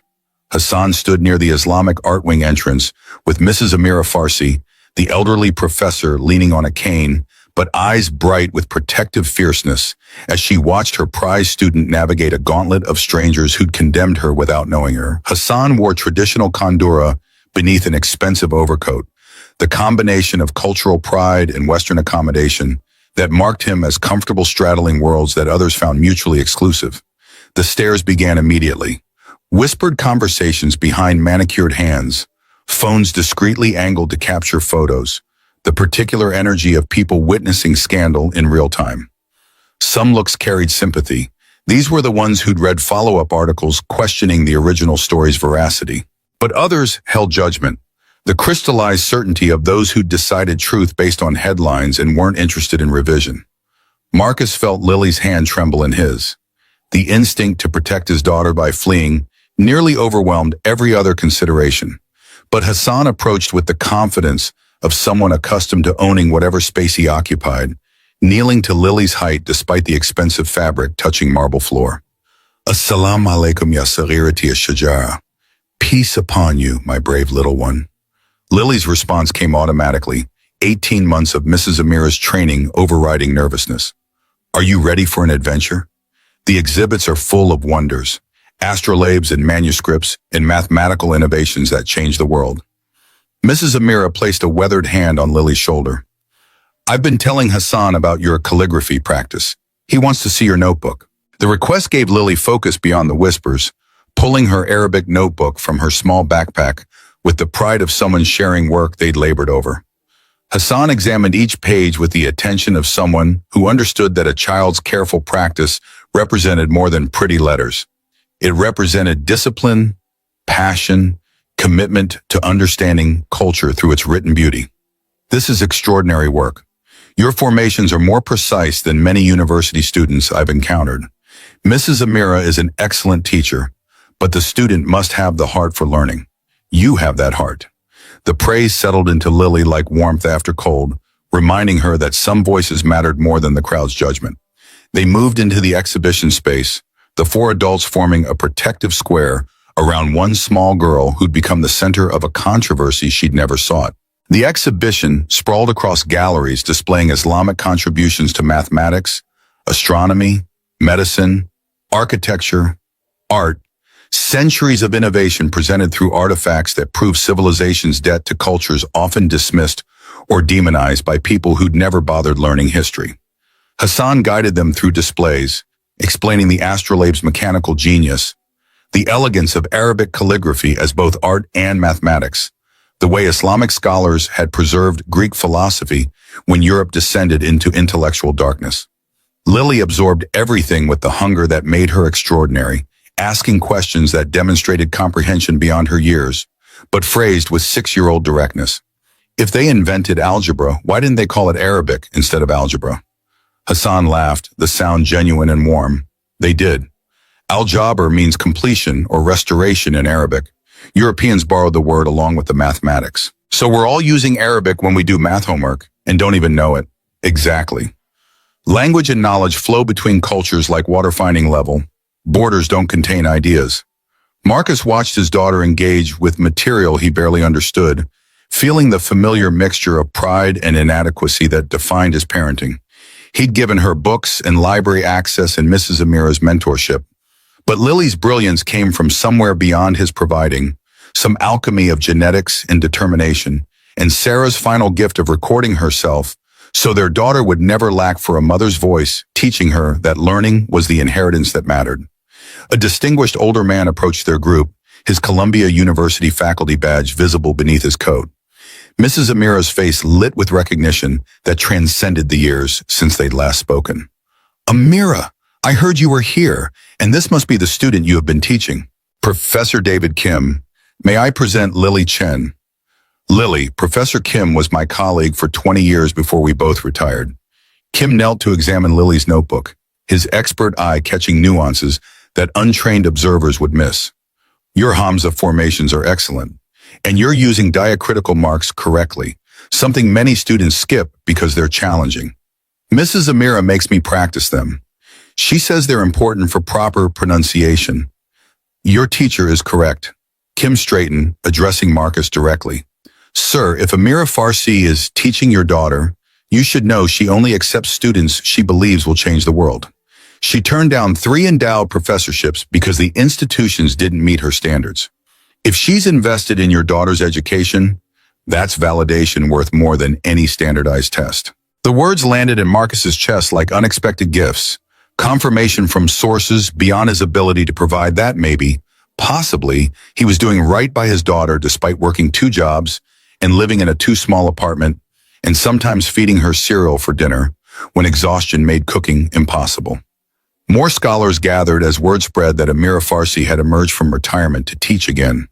They treated Lily with the respect accorded to promising minds rather than curiosity reserved for anomalies, asking about her studies, her favorite aspects of Arabic, whether she'd considered learning other Semitic languages given her evident aptitude. Lily answered each question with growing confidence, the crowd's earlier judgment fading as academic validation replaced tabloid scandal. The exhibition's curator approached Hassan with news that the scheduled speaker had fallen ill with food poisoning, asking if the sheikh might say a few words about the artifact's cultural significance. Hassan agreed with the condition that surprised everyone except those who'd witnessed his Sunday decision to trust a 6-year-old translator. "I'll speak, but only if young Lily Chen joins me. She understands something about Arabic culture that many scholars miss. Its heart, its living breath, the way it connects past to present through language and art." The murmur through the crowd was immediate and electric. Some recognized Lily's name from the scandal articles, others from follow-up coverage questioning the original story's accuracy. All recognized that Hassan was making a statement beyond mere words.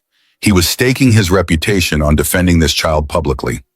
Marcus wanted to object, to protect Lily from harsh spotlight and judgment she didn't deserve.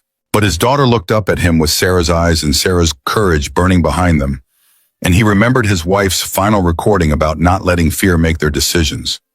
"Daddy, Mama said we shouldn't hide our light. She said that's fear talking, not wisdom. The quotation broke something in Marcus's resistance. Sarah had recorded those words 3 weeks before dying, her voice already weak but still fierce with conviction, that their daughter would need courage more than comfort, that the world would try to diminish her, and Marcus's job was ensuring Lily knew she deserved space and voice and recognition. Okay, baby girl, if you're brave enough, I'm brave enough. Victoria touched his shoulder briefly, the gesture conveying solidarity that transcended their class difference. Let her fly. Hassan and I will make sure she's safe. The presentation space filled rapidly, word spreading through the museum that something significant was happening in the Islamic art wing. Camera phones appeared, people positioning themselves for optimal recording angles, the energy shifting from casual Saturday museum visit to event worth documenting. Marcus stood at the back beside Victoria and Mrs. Amira, his heart hammering against ribs that suddenly felt too tight to contain the fear and pride warring inside his chest. Hassan took the microphone first, speaking about the golden age of Islamic science, about poets and mathematicians who saw no division between art and arithmetic, between faith and reason, about a civilization that had valued knowledge when much of the world valued only conquest. His voice carried authority earned through decades of business success and cultural pride that had survived despite Western attempts to reduce Islam to stereotypes and threats. Then he gestured to Lily, and she stepped forward with the unconscious confidence of children who hadn't yet learned to doubt themselves. The microphone had to be lowered significantly, the technical adjustment creating a moment of levity that reminded everyone how young she was, how remarkable that someone so small was commanding this stage. Lily spoke first in Arabic, her young voice clear and precise, each word formed with the care Mrs. Amira had drilled into her through 18 months of patient instruction. Bismillah ar-Rahman ar-Rahim. In the name of the compassionate, the merciful, the traditional Islamic opening performed with respect that transcended her youth. She switched to English, her words carefully chosen, but delivered with 6-year-old honesty rather than rehearsed performance. Hello, my name is Lily Chen. I'm 6 years old. I learned Arabic from Mrs. Amira in library books. I've been studying for a year and a half. Sometimes I still make mistakes. Mrs. Amira has to correct me a lot. Gentle laughter rippled through the crowd, the admission of imperfection making her more relatable rather than less impressive.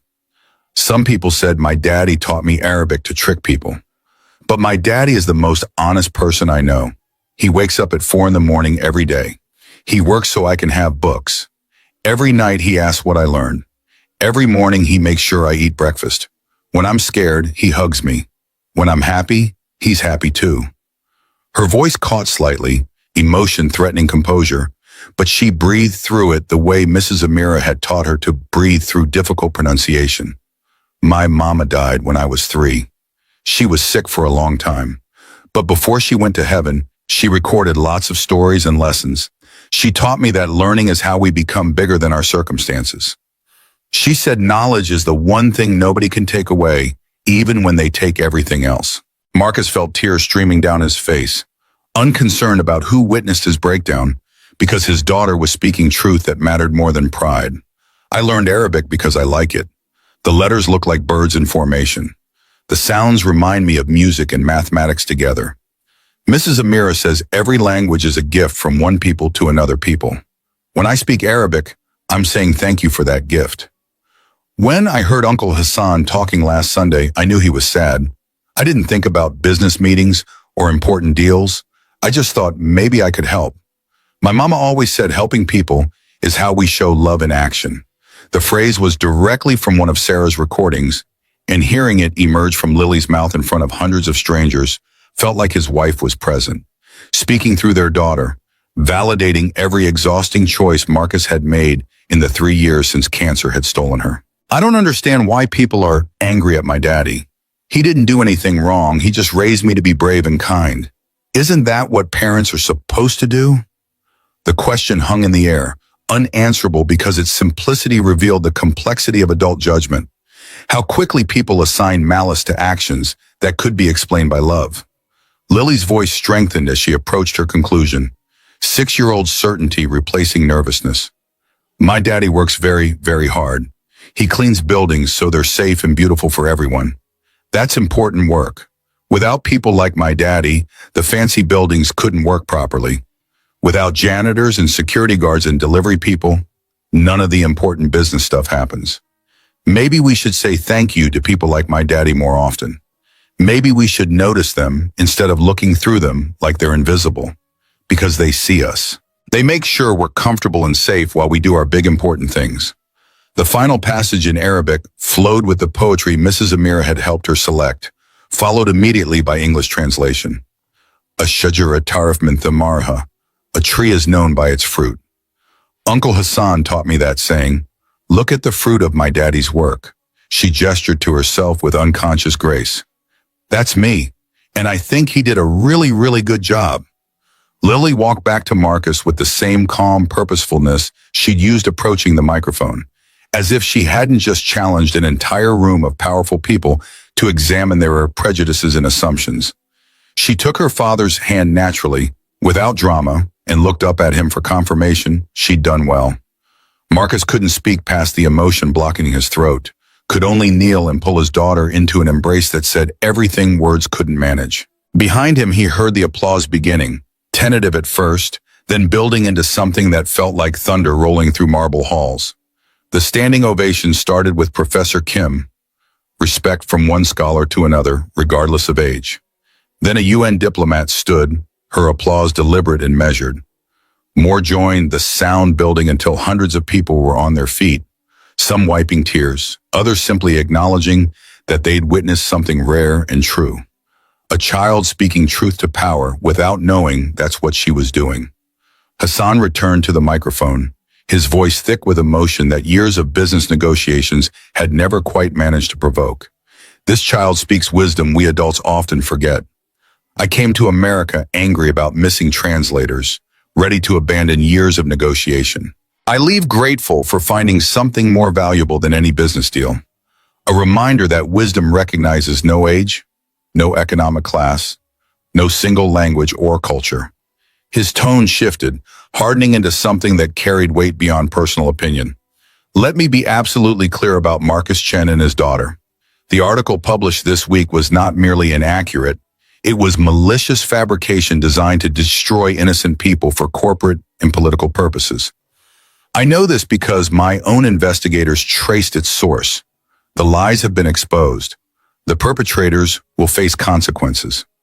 I have met presidents and princes, CEOs, and celebrities across 5 continents.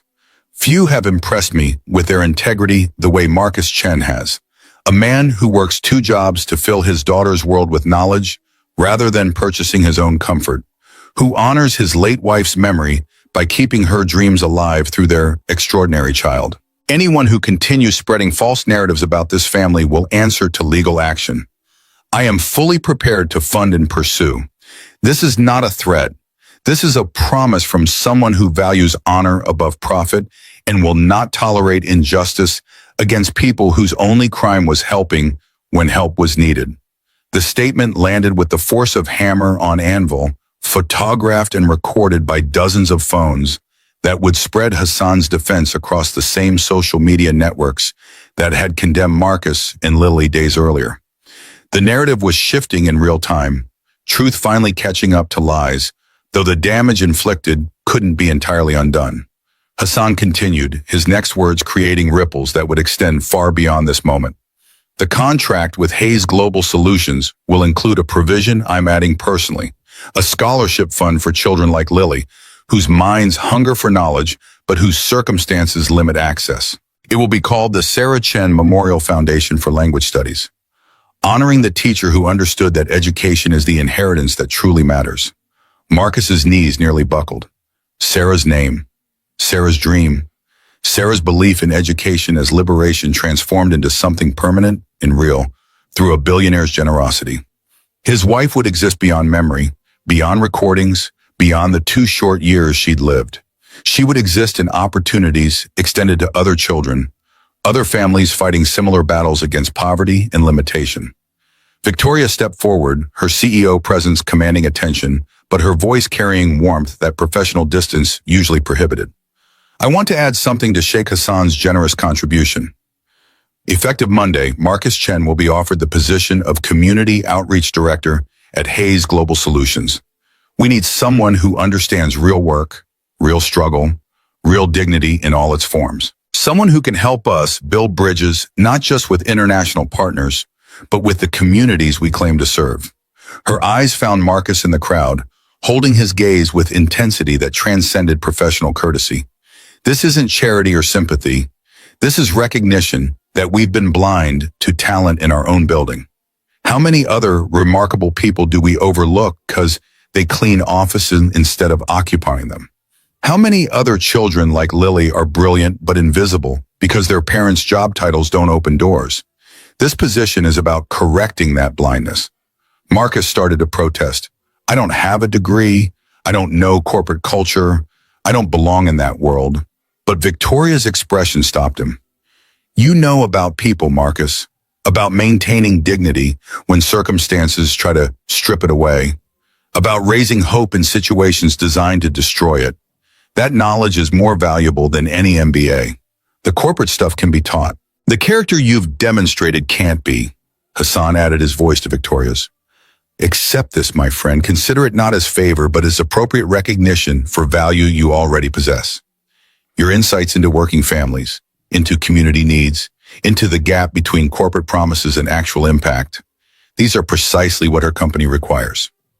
The crowd's energy shifted again, from judgment to celebration, from scandal to validation.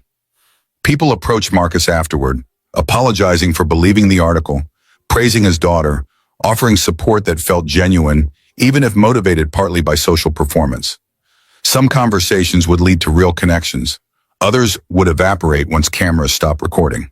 But in the moment, surrounded by people treating him as worthy of their attention, Marcus allowed himself to believe that maybe Sunday's miracle hadn't been temporary. Mrs.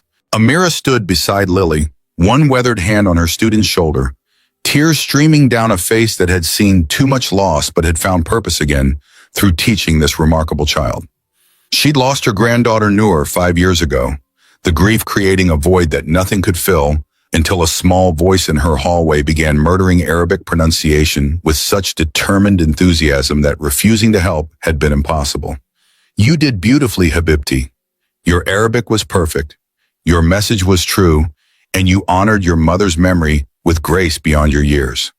Lily hugged her teacher with the fierce affection of someone who understood that Mrs. Amira had given her more than language lessons. She'd given her keys to unlock doors, wings to fly across borders, bridges to connect worlds that seemed separate but were fundamentally linked by shared humanity.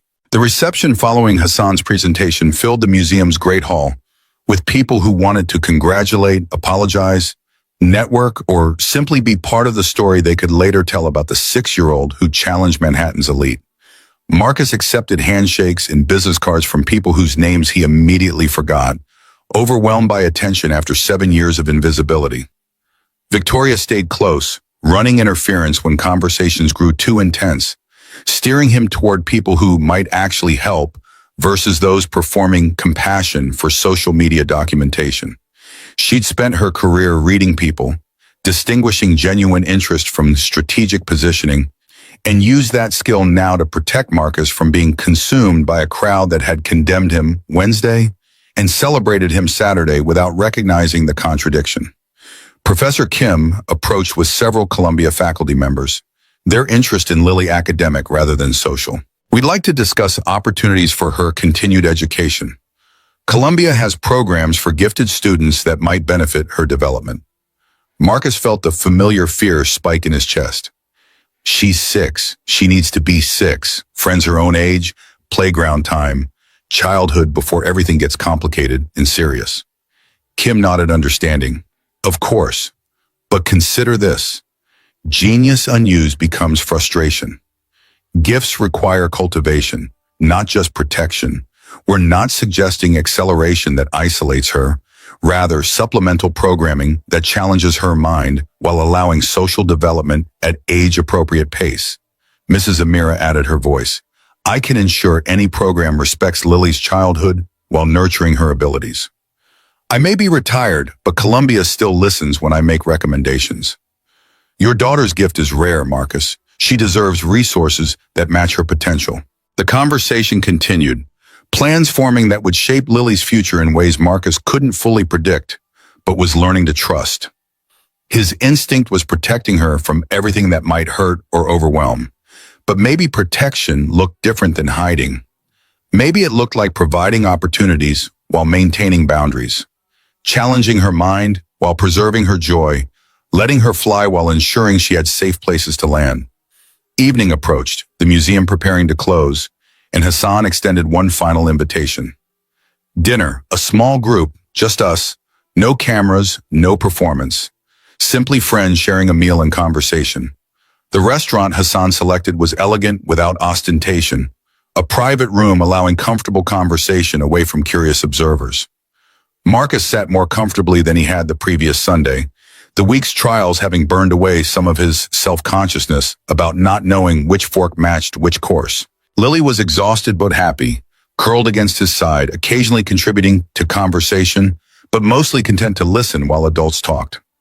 Hassan spoke about his daughter Fatima, sharing memories he rarely voiced because grief had calcified around them until today's events had cracked something open. She would have been 16. Brilliant like Lily, curious about everything, determined to use education as tool for changing the world. Leukemia took her before she could fulfill that promise. His eyes glistened with tears that dignity no longer required him to hide. Helping Lily, establishing the scholarship in Sarah's name, these feel like honoring Fatima's memory by ensuring other bright children don't have their light extinguished by circumstances. Perhaps God arranges meetings between people who need each other in ways they don't immediately recognize. Mrs. Amira shared her own loss. Her granddaughter Noor killed by a drunk driver at age 7. I stopped teaching after that, couldn't bear seeing children who reminded me of what I'd lost. Then I heard Lily practicing Arabic in the hallway, butchering pronunciation with such earnest determination that I had to help. Teaching her healed something I thought was permanently broken. Victoria contributed her story too, her father's sudden death when she was 25, how she'd thrown herself into work to avoid feeling the loss, how that had made her successful but hollow. Meeting you both, she gestured toward Marcus and Lily, reminded me that people matter more than profit, that success without humanity is just expensive loneliness. The conversation wove their losses together into something resembling hope.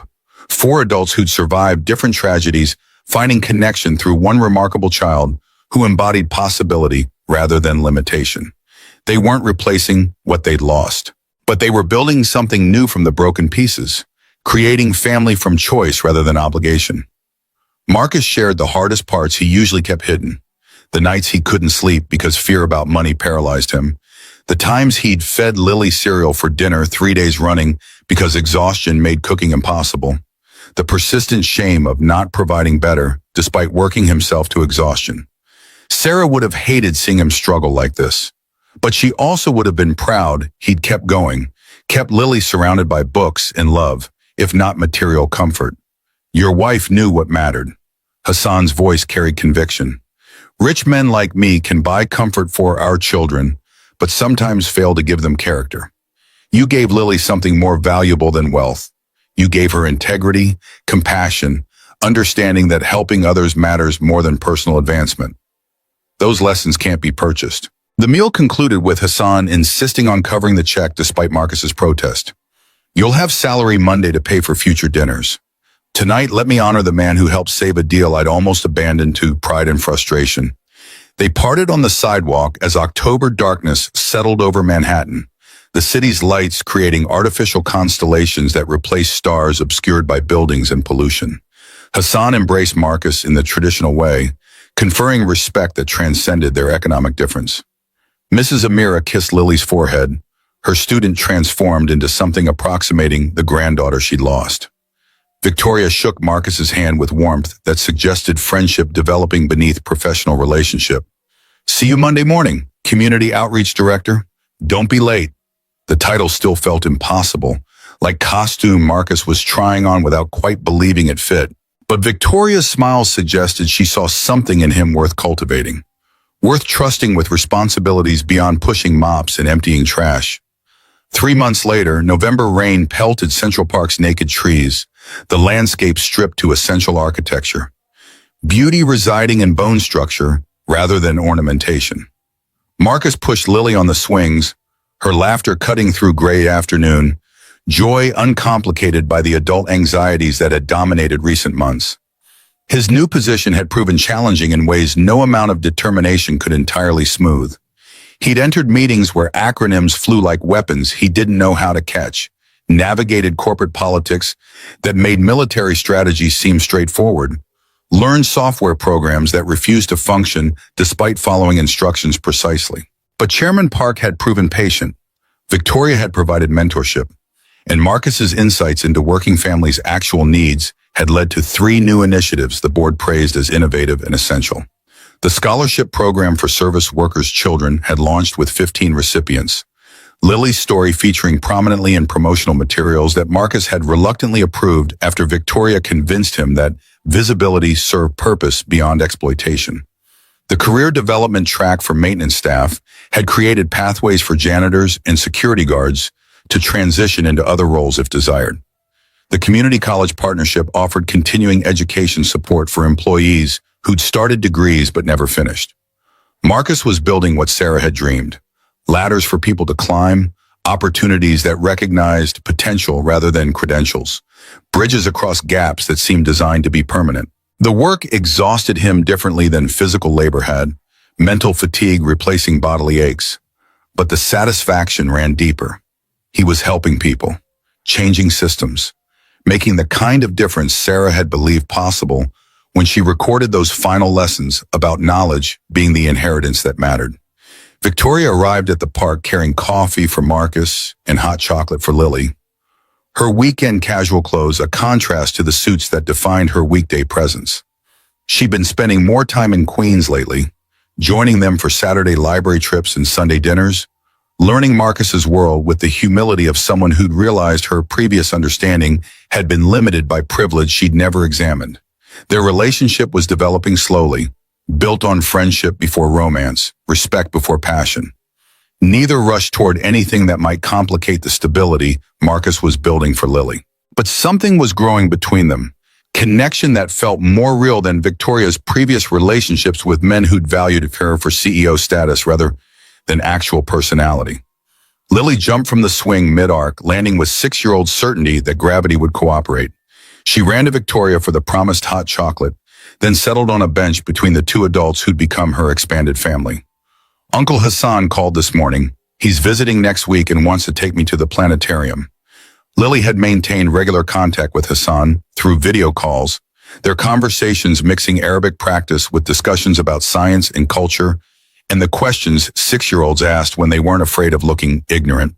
Hassan had become the grandfather figure Lily had never known, filling a role neither had realized was vacant until it was occupied. Mrs. Amira is coming too. She says the planetarium has a new exhibit about Islamic astronomy. Lily's excitement was pure, untainted by recent trauma, her resilience testament to children's capacity for healing when surrounded by love and security. Marcus watched his daughter chatter about constellation myths and Arabic names for stars, and felt something settle in his chest that had been restless for 3 years.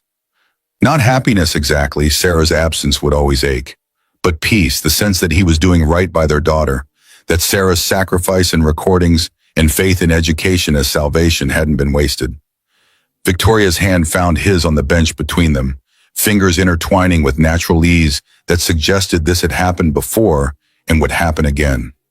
She'd changed in the months since Sunday's crisis, less focused on quarterly earnings, more attentive to people who made her company function, willing to acknowledge that power carried responsibility beyond shareholder value.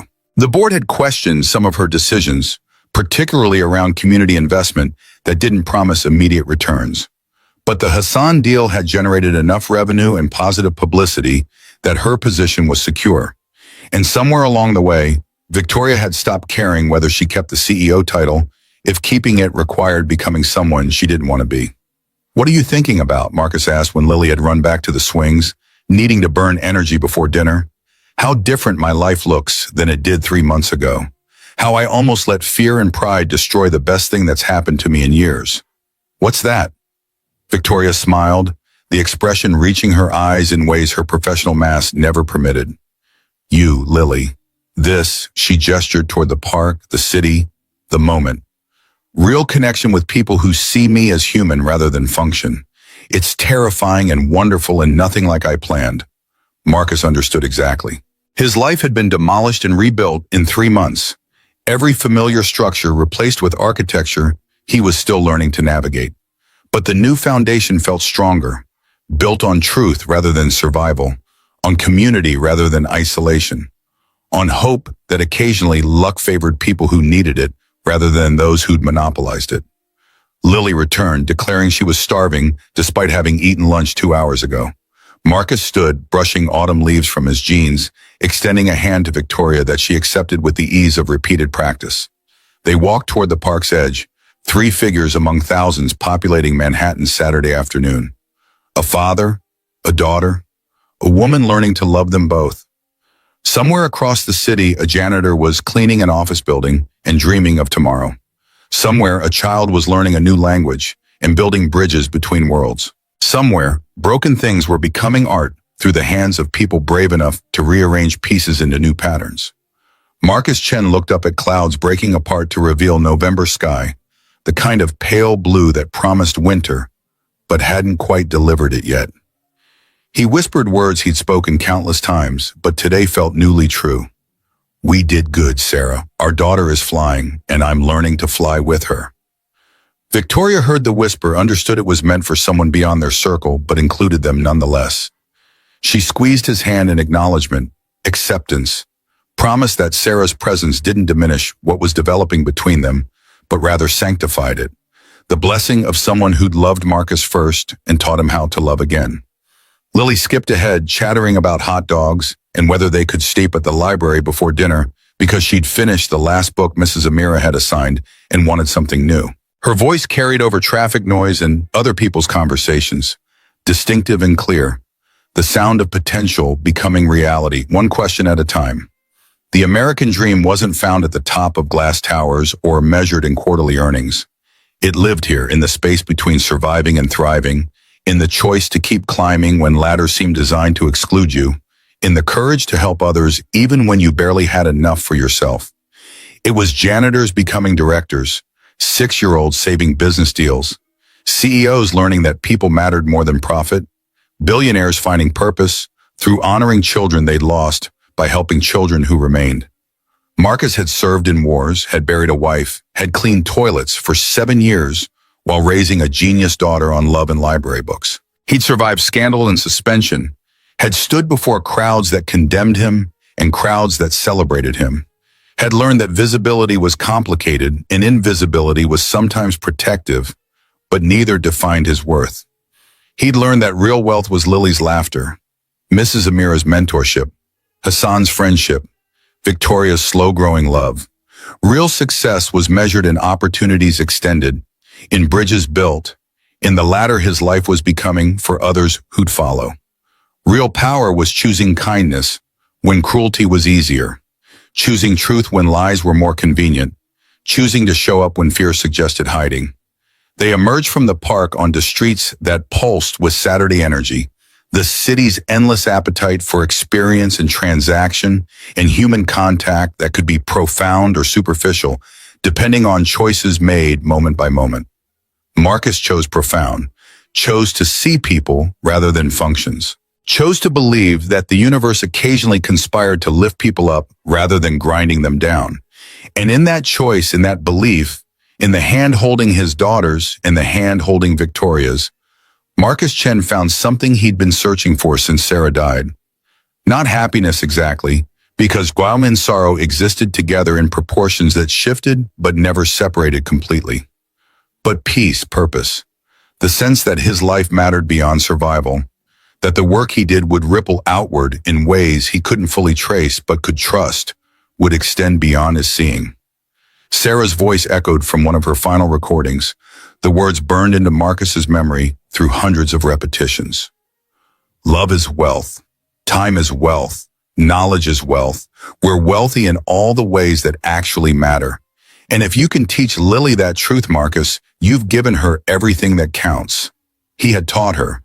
And in teaching, he'd learned it himself. And in learning, he'd become the father Sarah knew he could be, the man Victoria was learning to love, the bridge between worlds that his daughter crossed with confidence, born from knowing she belonged wherever her courage and compassion took her. The city lights reflected on wet pavement, creating the illusion of stars beneath their feet, constellations they walked through on their way to dinner and library and home. And if home was still a too-small apartment in Queens, it was also the space they created together. Marcus, Lily, and increasingly Victoria, joined by Hassan's monthly visits and Mrs. Amira's weekly lessons, and the growing community of people who'd chosen to see them, to value them, to build something beautiful from what privilege and prejudice had tried to destroy. Somewhere in that apartment, Sarah's recordings waited to be played again, her voice eternal in digital preservation, her wisdom available whenever Lily needed reminding that her mother loved her still, would always love her, was proud beyond measure of the child she'd helped create, and the father who'd refused to let poverty or grief or the world's casual cruelty diminish what they were building together. The wings were earned, the light was shining, and the angels who cleaned office buildings and raised genius daughters and loved without counting cost were exactly where they belonged. Visible, valued, and finally seen.